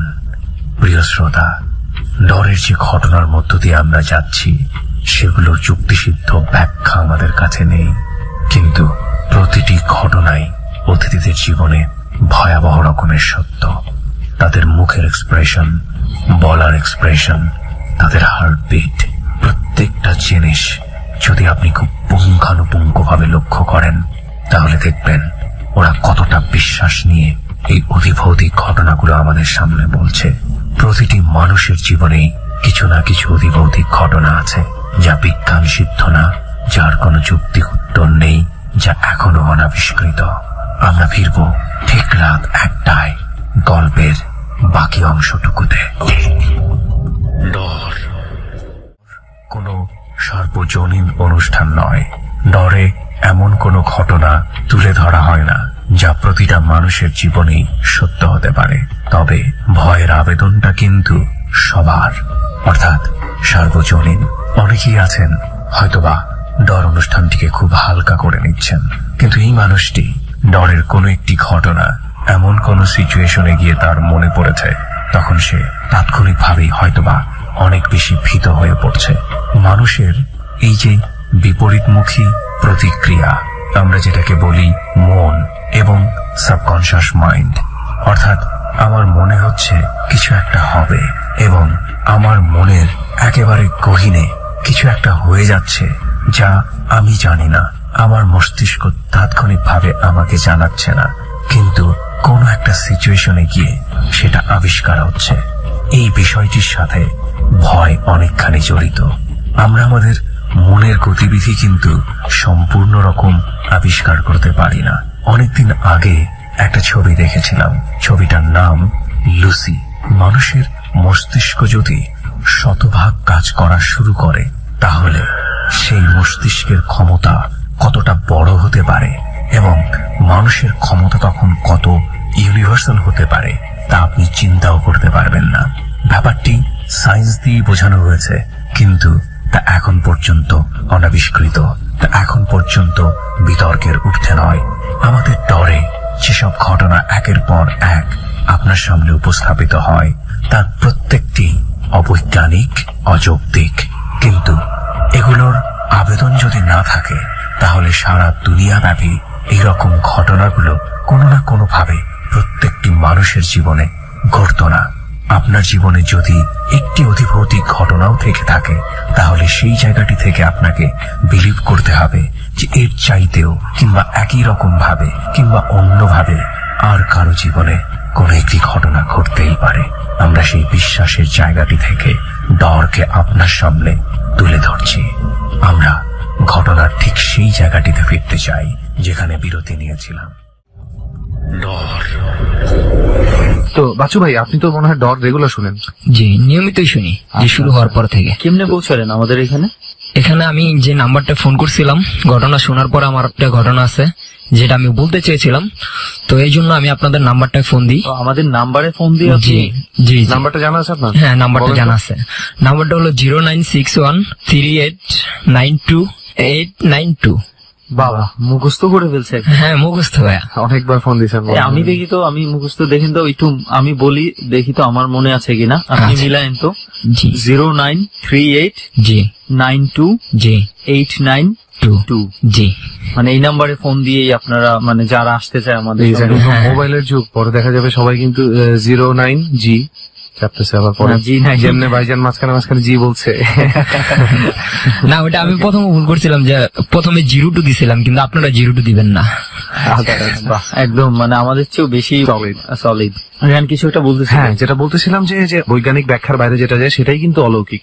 তো আমার মনে হয় যে আমাদের শ্রোতা বন্ধুদের মধ্যে কেউ যদি এমন থাকে যে মনে কর বাচ্চু ভাই একটা ঘটনা বললো বা একটু আগে জামিল ভাই যেটা বলছে, এটার মধ্যে কেউ যদি কোনো বৈজ্ঞানিক ব্যাখ্যা খুঁজে পায় যে না ভাইয়া আসলে এটা এরকম হয়েছে, যে না ভাইয়া এটাকে আমরা ভৌতিক বলতে পারি না, এই ধরনের কোনো লজিক যদি কারো থাকে তাহলেও কিন্তু আমাদের এই নাম্বারে হ্যাঁ মানে হ্যাঁ অবশ্যই যেই নাম্বারটা আমরা বললাম সেই নাম্বারে আপনাদের যদি এই ধরনের ঘটনাগুলোর পেছনে কোনো লজিক থাকে আমরা সেটাও শুনতে চাই। কারণ অন্যান্য পুরো পৃথিবীর মতন আমি ভূত বললেই ভূত, প্রত্যেকটা লজিকেরই অ্যান্টি লজিক থাকে, সবকিছুই থাকে। রাইট, অ্যান্টি লজিক তো থাকতে হবে। ওকে বাচ্চু ভাই, যতটুকু ডট টিমের কাছে শুনছি আমার মনে হচ্ছে যে আপনার ঘটনা বেশ দুর্দান্ত কিছু আছে।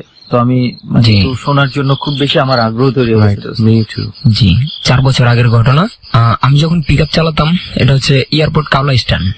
যখন আমি পিক আপ নিয়ে ভাড়া নিয়ে যাই তো একটা পার্টির সাথে আমার পরিচয় হয়। ওনার বাড়ি হচ্ছে বান্দুরা। আচ্ছা, উনি আমাকে ভাড়া করে রাতে একটা ট্রিপ মারার জন্য।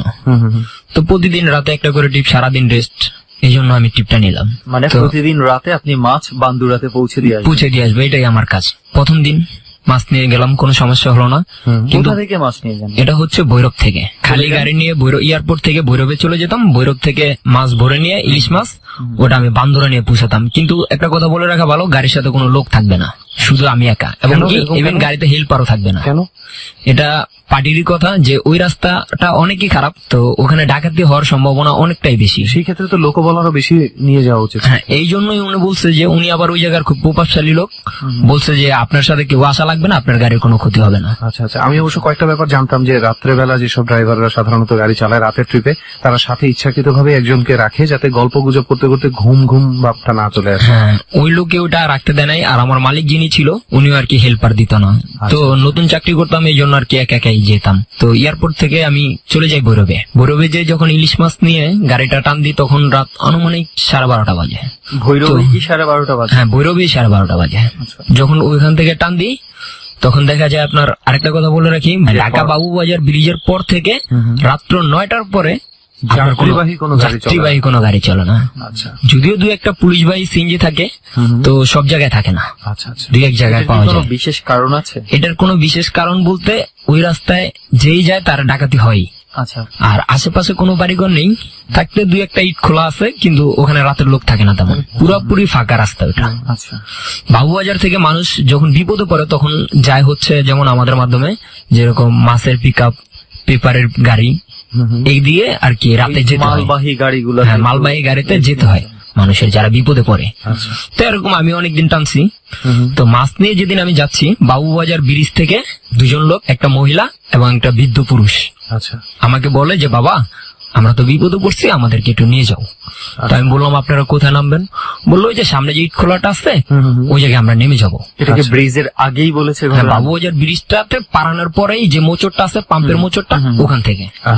দেখলাম বৃদ্ধ, হাতে 2টা ব্যাগ। এই জন্য আমি বললাম বয়স্ক মানুষ এই শীতের ভিতরে এখানে দাঁড়িয়ে থাকবে, মায়া লাগে, এই জন্য নিয়ে নিলাম। তো নিয়ে গাড়ি টান দিছি। এই টাইমে দেখা যাচ্ছে যে কিছু দূর যাওয়ার পরে বলে, বাবা তোমার গাড়িতে তো ইলিশ মাছ আছে, একটা মাছ আমাদেরকে দিবা, আমাদের তো অনেকদিন ধরে না খেয়ে রয়েছি, আর টাকা পয়সাও নেই, বাচ্চাদেরকে তো মাছ কিনে খাওয়াতে পারবো না। কিন্তু বিষয় হলো যে আমার গাড়িটা সম্পূর্ণ তেরপাল দিয়ে ঢাকা ছিল।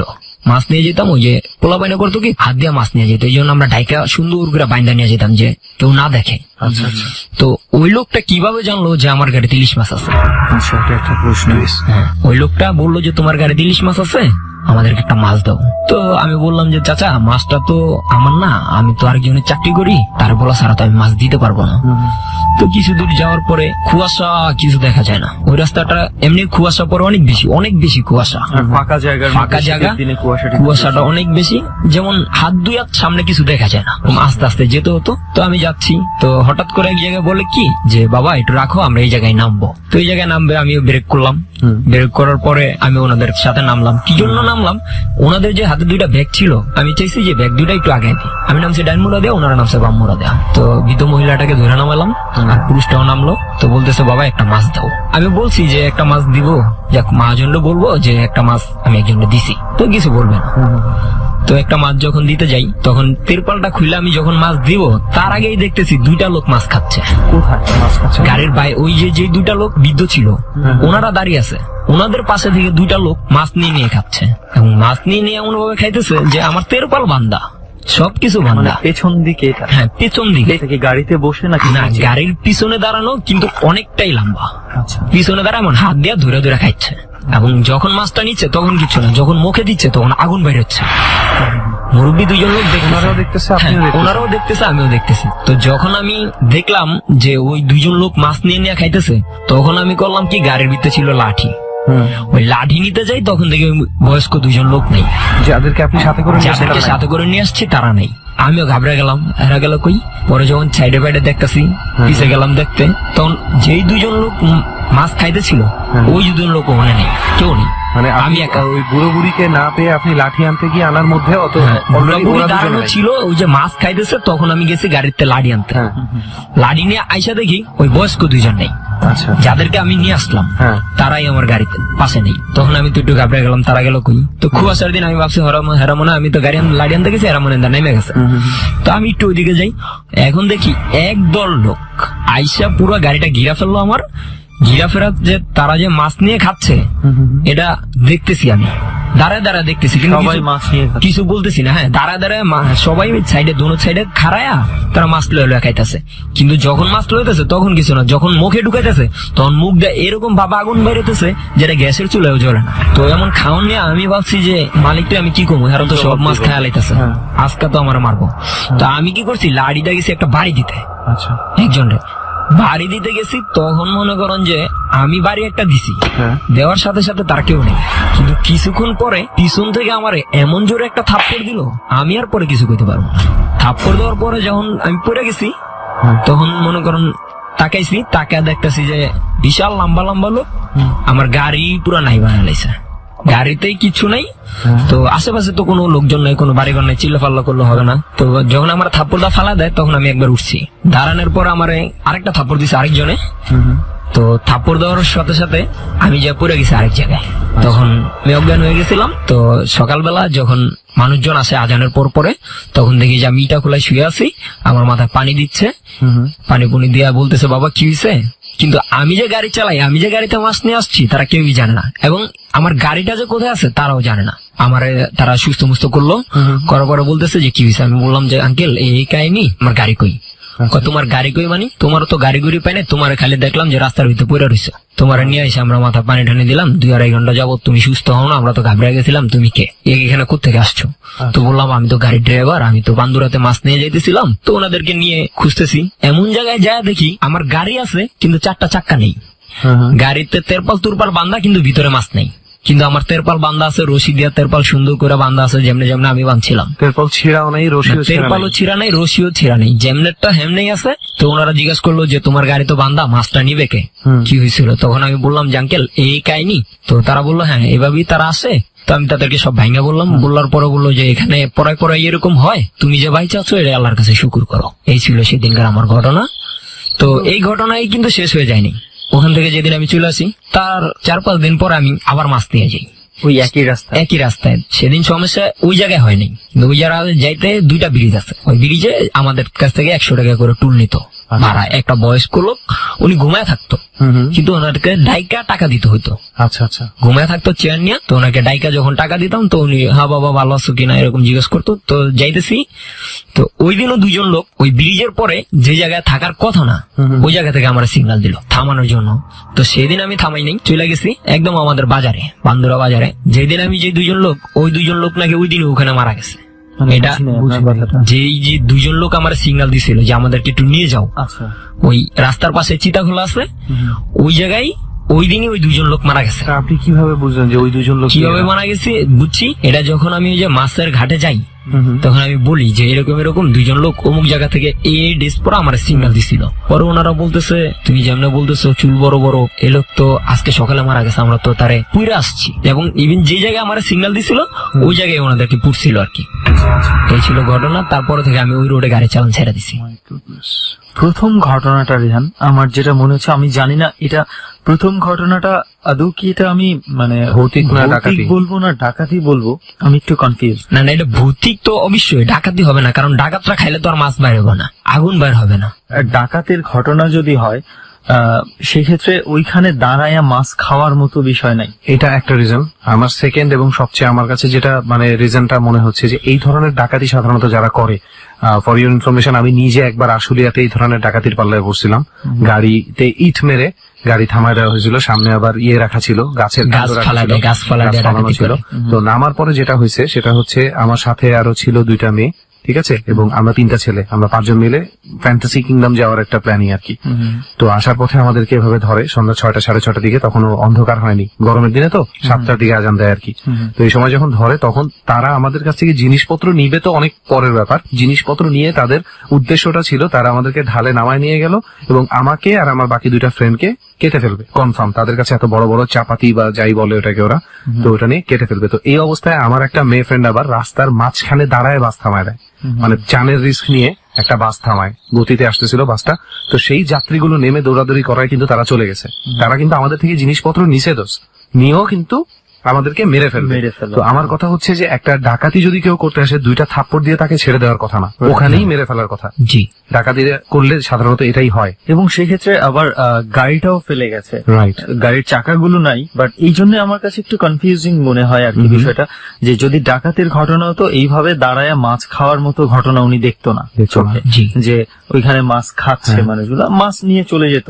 আর যদি ডাকাতির ঘটনা হতো আরেকটা ওই তেরপাল দিয়ে ওভাবে ঢেকে তাদের ছিঁড়ে বেড়ে সব নিয়ে যাওয়ার কথা। সবকিছু সুন্দর করে তেরপাল কাইটা, রশি কাইটা, আমরা যেহেতু ফালা দিছে তারা গাড়ি নিয়ে মাছ নিয়ে চলে যাবে, তারা তো মাছ খাবে, তাদের সুবিধা মতো জায়গায় গাড়ি নিয়ে চলে যাবে, পরে হয়তো বা গাড়ি ফেলে দিবে বা কিছু একটা করতে পারে। জি, কিন্তু আর ওই বুড়ো বুড়ির কথা কি বলবি? বুড়ো বুড়ির কথাই বা কি বলবো। তো এই জন্যই মানে ডাকাতি বলেও মানে উড়াই দেওয়া যাচ্ছে না। হ্যাঁ, এখানে একটা জিনিস তুই বলতে পারিস এরকম যে তাকে ভয় দেখানো হয়েছিল, তাকে অলৌকিক কিছুই ভয় দেখিয়েছে, পরবর্তীতে আবার হয়তো কেউ পেয়ে মাছটা নিয়ে গেছে। হয়তো চাকাগুলা যে ছুটানোর যে ব্যাপারটা, সেটা আমার মনে হয় কোনো মানুষ খালি একটা গাড়ি পড়ে আছে দেখে হয়তো বা কেউ চাকাগুলো খুলে নিয়ে চলে গেছে। একটু কনফিউজ হলো আমার শেষের ঘটনা যেটা, ওটা আরেকবার যদি থামাইতো তাহলেও তো বুঝা যেত যে আসলে ঘটনাটা কি। এরপরে কি গাড়ি তো আপনি এখনো চালান না? জি, এখনো চালাই। আর চলতি পথে রাস্তার মধ্যে আরো কোনো ধরনের কোনো কিছু? চলতি পথে আরেকটা ঘটনা আছে আমার, সেটা হলো কিশোরগঞ্জের। এটা কতদিন আগের ঘটনা? এটা প্রায় 2-2.5 বছর হবে। সেটা ছিল একটা লাশ, ওটা আমার নিয়ে যেতে হবে। কিন্তু আপনি তো পিক আপ চালান। আপনি পিক আপ চালাই। ওরা মানে গরিব ছিল, ভাড়া কমের জন্য খোলা পিক আপ নেয়। যেহেতু অ্যাম্বুলেন্স নিলে অনেক টাকা লাগবে, হ্যাঁ, এই জন্য পিক আপ নেয়। তো এটা হচ্ছে ময়মনসিংহ শেরপুর থেকে 20 কিলো ওনাদেরকে নিয়ে ভিতরে যেতে হবে। তো মেয়েটা ছিল অনেকটাই ছোট, বাপ মা বিয়ে দিয়ে দেয় ছোটবেলায়। তো ডেলিভারিতে গিয়ে মেয়েটা মারা যায়। যে বাচ্চাটা হয় ওই বাচ্চাটা বেঁচে আছে এবং মাটা মারা গেছে। তারপরে লাস্টটা আমি যে মেডিকেলে মারা যায়, এটা হচ্ছে কাওলা নামাপাড়া একটা মেডিকেল আছে, ছোটখাটো, মানে কাওলা নামাপাড়া মেয়েটা থাকে। এটা হচ্ছে আপনার যে দক্ষিণ খান বাজার আছে উত্তরাতে আর কি, দক্ষিণ খান বাজার আমরা গিয়েছিলাম। দক্ষিণ খান বাজারে একটা হাসপাতাল থেকে লাশটা নিয়ে যেতে হবে। তো আমি গাড়িটা নিয়ে যাই হাসপাতালের সামনে, যাওয়ার পরে যেমন গাড়িটা লাগাই তখন লাশটা উঠাবে। তো আরেকটা কথা বলে রাখি, আমরা ড্রাইভাররা যারা আছি লাশ যারা টিপ মারি, কিন্তু কখন আমরা লাশ দেখি না। আচ্ছা, কি জন্য দেখি না? লাশ দেখলেই আমাদের সমস্যা হবেই, এই জন্য লাশ দেখি না। কিন্তু ওদিন দুর্ভাগ্যবশত লাশটা আমি দেখি। ব্যাপারটা কি, মানে আপনারা কি এটা ড্রাইভারদের মধ্যে একটা আনঅফিসিয়াল একটা নিয়ম? হ্যাঁ, এটা আমাদের ভিতরে একটা নিয়ম যে লাশ দেখা যাবে না। লাশ দেখলে হবে কি, আমি গাড়ি চালাইতেছি, দেখে যাবো যে লাশটা আমার গাড়ির সামনে এসে পড়ছে, আপনার চোখে ভাসবে। হ্যাঁ, এই জন্য আমরা দেখি না। হ্যাঁ, ওই দিন লাশটা দেখে ফেলি, কি জন্য? ওনাদের লোক ছিল না, লাশটা যে উঠাইবো ওই লোক ছিল না। আমিও ধরলাম ওনাদের সাথে, ধরে লাশটা কিন্তু দেখি, কিন্তু যে কাপড় পরা ছিল ওই কাপড় পরাই, এবং কিচ্ছু করা হয় নাই, দোয়ানো হয় নাই, জানামাজও করানো হয় নাই, যেটা কইরা আর কি গাড়িতে উঠায়, কিন্তু কিছুই করানো হয় নাই। ওই অবস্থায় হাসপাতাল থেকে বের করে দিছে, ওনারা গাড়িতে উঠাইছে। এটা কাপড় পরানো, আলাদা একটা চাদর দিয়া গাড়িতে উঠে ঢেকে রাখছে। তো ঢেকে রাখছে, গাড়িটা যখন আমি টান দিই, তো একটা মহিলা বাচ্চাটা নিয়ে, ছোট বাচ্চা, রক্ত লাগা আছে বাচ্চাটার গায়ে, আমার সামনের সিটে বসে। তো বাচ্চাটা নিয়ে তো পিছনে বসা যাবে না। আমি এয়ারপোর্ট থেকে যখন বাইর হই তখন প্রায় 10টা বাজে দিনের। তো যেতে যেতে লাশের গাড়িটা মনে রাখবেন 10 মিনিটের রাস্তা 1 ঘন্টা লাগে। কারণটা হচ্ছে গাড়ি বার হয়ে যায় এবং গাড়ি চলে না। আপনি গাড়ি জোরে চালাইতে চাইবেন, লাশ একটা কয় কেজি হবে, আমরা 1.5 টন মাল 2 টন মাল নিয়ে টানি, কিন্তু এরকম ওজন মনে হয় না যে লাশের ডিপ মালে যতটুকু ওজন হয়। তো গাড়ি নিয়ে যাচ্ছি, গাজীপুর পাড়াইলাম, মাওনা চৌরাস্তা পাড়াইলাম, এক দোকানে দাঁড়াইলাম কিছু খাওয়ার জন্য। দুপুর হয়ে গেছে, কিছু খেতে হবে, হালকা পাতলা কিছু খাইলাম, খাইটা গাড়িটা আবার টান দিলাম। যেটা তখন থেকে ফিল করতেছি যে কিছুক্ষণ পরে দেখা যাচ্ছে রাস্তা ফাঁকা, কিন্তু আমার মনে হলো যে সামনে একটা বাচ্চা। তা আমি গাড়িটা দাম করে ব্রেক করে ফেলাই, ব্রেক করে ফেলালে লাশটা এসে গাড়ির সাথে বাড়ি খায়। এরকম একটা পরিস্থিতি দেখতেছি। কিছু না, লাশটাকে গাড়ির সাথে বেঁধে নেন? না, লাশটা তো বেঁধে নি নেই, লাশ তো বাঁধা যায় না, রশিদা লাশ কিভাবে বাঁধবো? জাস্ট শোয়া নিছি, 2 জন লোক, ওনার স্বামী আর ওনার শাশুড়ি সামনে, স্বামীটা স্বামীটা পিছনে, লাশের সাথে বসা। হঠাৎ আপনি দেখতে পাচ্ছেন যে গাড়ির সামনে একটা বাচ্চা। হ্যাঁ, হঠাৎ দেখতে পাচ্ছি, রাস্তা ক্লিয়ার, কিন্তু আমি দেখতেছি গাড়ির সামনে একটা বাচ্চা বসে। তা আমি তো আর বাচ্চাটা ইচ্ছা করে মারবো না, আমি গাড়ি ব্রেক করি। ব্রেক করলে কি দেখা যাচ্ছে যে পিছন থেকে ডাক দিতেছে, ভাই কি করেন ভাই, আস্তে চালান ভাই, লাশটা তো ব্যথা পাইতেছে, এরকম স্বামীটা আমাকে বলতেছে। তো কিছু দূর যাওয়ার পরে দেখতেছি যে একটা বিলাই, যেটা আসলে সাধারণত বিলের মতো না। কিরকম? একটা বিলাই যেটুকু হয় ওটা হচ্ছে 3 ডাবল আমার সামনে, গাড়ির সামনে দিয়ে দৌড় দিচ্ছে, ইমুরা থেকে ইমুরা যাচ্ছে, এরকম হচ্ছে। তো এরকম হতে হতে আমি শেরপুরে চলে যাই। শেরপুরে তখন কয়টা বাজে? শেরপুর যেতে যেতে আপনার সন্ধ্যা হয়ে যায়। তো সন্ধ্যার পরেই আমি ওই রাস্তায় ঢুকি, ওনাদের যে জায়গাটা, ওখান থেকে আর 20 কিলো যেতে হবে। তো ওই 20 কিলোতে আমার দেরি করে ফেলায়। রাস্তাটা ছিল ভাঙ্গা, আর লাশ নিয়ে যাচ্ছি ভাঙ্গা রাস্তা, তো চাকি খাইলে। তো লাশটা নিয়ে যখন ওনাদের বাড়ির সামনে যাই, চাচারা ছিল ওনার, কান্দাকাটি করে যখন লাশটা নামায় তখন 10টা বাজে, রাত 10টা বাজে। জি। তো ওনাদের এখানে এরকম পরিস্থিতি, আমরা লাশ নিয়ে গেলে কি করি, গাড়িটা ধুয়ে আনি, কিন্তু ওনাদের ওখানে পানির কোনো ব্যবস্থাই নেই। গাড়ি ধুতে অনেক কষ্ট, ভাবলাম যে ধোয়া লাগবে না, একবার ঢাকা যাই দেবো, গাড়িটা টান দিই। তো যখন চলে আসি ফুলপুর, এই শেরপুর স্টানে আসার পরে ভাবলাম যে একটা টিপ নিয়ে যাই, খাইলা গেলে তো হইব না, একটা টিপ নিয়ে যাই, কিছু টাকা পাবো। একটা লোক আসলো, মুরব্বী, অনেক দাড়িওয়ালা, আইসা বলতেছে, বাবা যাবা? আমি কোথায়? বললো যে আমি ছাগল নিয়ে ঢাকা যাবো। কয়টা খাসি? বললো যে 25টা খাসি আছে, কত টাকা ভাড়া লাগবে? তো আমি ভাড়ার ব্যাপারে কথা বললাম, বলার পরে বললো যে আচ্ছা ঠিক আছে আসো। খাসিগুলা গাড়িতে উঠাই, একটা করে গয়না উঠাই, 25টা খাসি। ভালো আসতেছি, লোকটা মুরব্বী সামনে বসছে, আর খাসিগুলোর পিছনে, হ্যাঁ খাসিগুলো হচ্ছে পিছনে বাইন্ধা রাখছি রশিদা, যে লাভ দিতে না পারে, ওরকম করে এক একটার লগে এক একটা বান্ধা, কেউ খুললেও নিতে পারবো না, এরকম ভাবে বান্ধা। মোড়া রশিদা, গলার ভিতরে তো ছোট্ট একটা রশি লাগানো থাকে, ওটার ভিতরে মোড়া রশি ঢুকে একটা তারেকটা এরকম করে প্যাঁচ দিয়ে বাঁধছি, যে লাভদা যায় একটা না যেতে পারে। কিছু দূর আসার পরে ফুলপুর নামে একটা জায়গা আছে, ওই স্থানে যখন আসি তখন বলতেছে যে কিছু খাবো, একটু দাঁড়াও। তখন রাত প্রায় 2টার মতো তো বাজে। তো আমরা খাওয়া দাওয়া করে বাইর হলাম, বাইর হইয়া মাল চেক করতে যে দেখি খাসিগুলো ঠিকঠাক মতো আছে কিনা। চেক করতে যায় দেখি 2টা খাসি নাই। তখন আমি জিজ্ঞাসা করলো যে লোক মুরব্বী আমাকে, যে আমার পার্টি, আমরা যাকে পার্টি বলি, তো পার্টি আমার জিজ্ঞেস করলো যে আমার 2টা খাসি নাই কেন, তুমি 2টা খাসি কি করছো? তখন আমি বললাম, দেখেন কাকা, আপনিও সামনে বসা, আমিও সামনে বসা, 2টা খাসি নাই, এটা আমি কিভাবে বলবো? তখন উনি আমার বললো যে তোমার ভাড়া দেবো না, হ্যাঁ তুমি আমার 2টা খাসি ফালা দিছো, তুমি 2টা খাসি বাঁধো নাই। কিন্তু ওনার সামনে সবগুলো খাসি বাঁধছি। তো যখন রশি দিয়ে আবার বাঁধলাম ঠিকঠাক করে, তো উনি বলতেছে আমি পিছে বসবো, আমি সামনে বসবো না, আমি পিছে বসবো, আমার খাসি যদি কেউ নাই আমি দেখবো। তো পার্টি সে পিছে বসবো, আমার মতো আমি চালাইতেছি। তো ওদিকে আর কোনো সমস্যা হয় নাই। আপনার তো মাওনা চৌরাস্তা পারানোর পরে দেখি তেমন বেশি গাড়ি ঘোড়া নাই রাতে। মাওনা চৌরাস্তায় যে দিকটা, পার্কের এই দিকটা দেখবেন অনেক অন্ধকার, অনেক গাছগাছালি। তো এদিকে আসার পরে পার্টি কি করেছে, মা গো বাবা গো চিল্লান দিয়াই ব্রেক বাবা ব্রেক, বাঁচাও। তখন আমি গাড়ি ব্রেক করছি, শব্দ হই না, ব্রেক করছি, আর পার্টি আমারা হালায় থুয়া, তার খাসি মাসি হালায় থুয়ে দৌড় কি হ্যার কি আর ধরন যায়, হ্যার দৌড় দেখা আমিও হ্যার লগে লগে দৌড়াইতেছে। কি হয়েছে? ওরা কইতেছে যে আমার খাসি খায়ালায়, মানে খাসি খায়ালায়। আইলাম হেরলিয়া, কে খাসি খায়ালায়? আইসা হ্যাঁ কইতেছে যে এনে তো আসছিল আমার খাসি খায়ালায়। তো ওখানে আর কিছু হয় না, ওখান থেকে আবার টান দিই। মানে কি দেখেছে সে দেখেছে নাকি 2 জন লোক, একটা ছোট, একজন লোক বড়, তার খাসি টান দিতেছে। এটা দেখে উনি দৌড় দেয়, হয়তো ওই ভয়ের কারণে তখন কিছু করে নাই। তো তখন পিছে বসে। তো ওই মানে তারা কি ট্রাকের ভিতরেই, আপনার পিকআপের উপরেই ছিল? পিকআপ তো খোলা, পিছনে বসা ছিল, পিছনে এরকম ধইরা বসে আছে। আচ্ছা, যে পিকআপের সাইডে যে ইয়াগুলা থাকে, চলন্ত পিকআপের ভিতরে দেখতে পাচ্ছে যে ছাগল টান দিতেছে। তখনই সে চিল্লাফাল্লা করে উঠছে।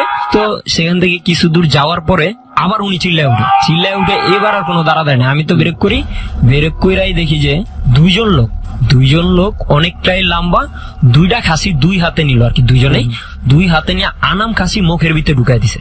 ঢুকায় দেওয়ানোর লগে খাসির যে মাথাটা থাকে ওই মাথাটা আর কি আমরা পরে দেখতে পাই। এই ঢুকায় দেখুন দেখা ওই দুইজন লোক দেখা ওই বুড়া আঙ্কেলও দৌড়, হের পিছে পিছে আমিও দৌড়, গাড়ি হালাচ্ছে। গাড়ি আর ছাগল মাগল থাক, আমরা আগে বাসি দিলাম দৌড়। রাস্তায় কেউ পাই না, অনেক দূর যাওয়ার পরে দেই রাস্তায় টহল পুলিশ। ওনারা আমাদের দৌড় দেখা এই খারাপ করতে আইসো কি হয়েছে, আর স্যার এই সমস্যা এই হয়েছে, আমাকে খাসি খাওয়া লাইতেছে। তো ওনাদের গাড়ি নিয়ে টহল পুলিশ নিয়ে আসলো, আইসা দেখে যে আমাদের আরো দুইটা খাসি নাই। এই দুইটা খাসি হয়েছে কি যে আপনার যে পিক আপের সাইডে যে ফাঁকা থাকে ওই ফাঁকার ভিতরে মাথাটা লাগে আছে আর বডি নাই, রক্তগুলা নিচের দিকে মানে ঝরঝরে পড়তেছে, মনে হয় যে সবাই জবাই দিছে, রক্তগুলা ঝরঝরে পড়তেছে। পুলিশরাও দেখা ভয় পায়, আমরাও ভয় পাই, কিরে কি হইলো, কেউ যদি কাইটা নিয়ে যায় তাহলে তো আমরা দেখতাম, কিন্তু দুজন লোক দেখলাম অনেক লম্বা বড় বড়, দুই হাতে দুইটা খাসি নিয়ে মুখের ভিতরে ঢুকাই দিল। কিন্তু আইসা দেখি মাথাটা ওই জায়গায় লাইগা রয়েছে, রক্তগুলা নিচের দিকে পড়তেছে, মাথাটা জিরবাটা বাইর করানো, চোখ দুইটা বড় বড় হয়ে রয়েছে খাসির, এরকম অবস্থা আর কি। তো পুলিশরা আমাদেরকে বুঝে শুনে অনেকক্ষণ রাখলো, রাইখা মাথা দুইটা ওনারা রাইখা দিছে ওখানে, যেগুলো না ফালা দেন, রাইখা দেয়া ওই চাচারে বুঝে মুজে আমাদেরকে পাঠাইলো। ওই তখন পাঠাইতে আজান দিয়া দিছে, তারপরে আর ওখানে কোনো সমস্যা হয়নি। আচ্ছা, এইখানে মানে আমার একটা প্রশ্ন আছে যে আপনারা যখন বাকি খাসিগুলো কি মানে খুব স্বাভাবিক ভাবে ছিল না? বাকি খাসিগুলা স্বাভাবিক ভাবে ছিল, তো যেই দুইটা খাসি ধরছে আর বাকি খাসিগুলা মনে করেন অনেক চিল্লাফাল্লা করছে। এটা আমি যখন আমরা দৌড় দিছি তখন আর কি শুনতেছি, তখন কি আর ওটির খবর আছে যে কে কি করতেছে, তখন তো আরেকটা বিষয় হচ্ছে যে রেহান দেখ যে চলন্ত গাড়ি, আশেপাশে মানুষ নাই, হঠাৎ করে মানুষ কোত্থেকে আসবে যে খাসি কেটে নিয়ে যাবে সেটাই। চলন্ত গাড়িতে উনি চিল্লায় ফেলা উঠছে, মাগো বাবাগো আমার বাঁচাও, এবং একবার না দুইবার। মানে এটা তো মানে আপনার মানে এরপরেও কি আপনি রাতে ট্রিপ মারেন? এখনো আমি মাছের ট্রিপ মারি রাতেই। হ্যাঁ জি। আপনার ভয় লাগে না যে এরকম ঘটনা যদি আবার ঘটে? এখনো ওরকম ভাবে ভয় লাগে না। আপনার মনে করেন যে এখনো মাছের টিপ মারে, আর আমি এখনো রাতেই গাড়ি চালাই বেশি, কারণ দিনে পুলিশের অনেক ঝামেলা হয়তো, এই জন্য রাতে চালাই বেশি, সরি, তো এই জন্য রাতে টিপ মারে বেশি। আচ্ছা, এখন আর ওরকম ঘটনা হয় না। এই ঘটনাটা শোনার পর আর এই আম গাছের দিকে তাকায়া মনে কর আমার সব জায়গা, আর এমনি তো ঠান্ডা লাগতেছে ভাই, বাতাস অনেক বেশি, সেটাই বাতাসও বেশি, গলা বসে গেছে, হাসান ভাইয়েরও এমনি অনেক কাশি আইতেছে ভাই। বন্ধু, গল্প তো সবারটা শুনলাম, বাচ্চু ভাইয়ের গল্প শুনলাম, জামিল ভাইয়ের গল্প শুনলাম, হাসান ভাইয়ের গল্প শুনলাম। চল এবার একটা জায়গায় যাবি প্লিজ। কুই চল, আমার ওই যে ভূতের মার ভিটা আমার তখন থেকে টানতে, ওই যে জামিল ভাই যেটা বললো, মানে কি তোর চাইতেই হবে? চল না, আমরা সবাই মিলে হাঁটতে হাঁটতে যাই। কি অবস্থা, মানে কি মনে করেন যাওয়া যাবে? আমরা তো দেখা যাচ্ছে যে এইখানটা তো অনেক সময় কাটালাম, দেখা যাচ্ছে এই জায়গাটা তো আর বেশি সময় আমার মনে হয় না যে থাকা উচিত হবে। তাহলে আমিও এই জিনিসটা আমিও মনে মনে ভাবতেছিলাম যে এই জায়গাটা তার বেশি সময়, আরো দেখা যাচ্ছে যে শীত লাগতেছে, শীতের দিন। চলেন আমরা কি কিছু ট্রান্সপোর্ট পাবো নাকি আমরা হাঁটতে হাঁটতে আমরা যাই, দেখি কোনো গাড়ি পাই কিনা, সম্ভবত না পাইলে আমরা গাড়ি দিয়ে যাবো, না হয়তো রাস্তার ভিতর কোনো নসিমন টসিমন থাকতে পারে, অটো রিক্সা থাকতে পারে। ওকে, বাচ্চু ভাই চলেন উঠি আমরা। তার মানে ভয়।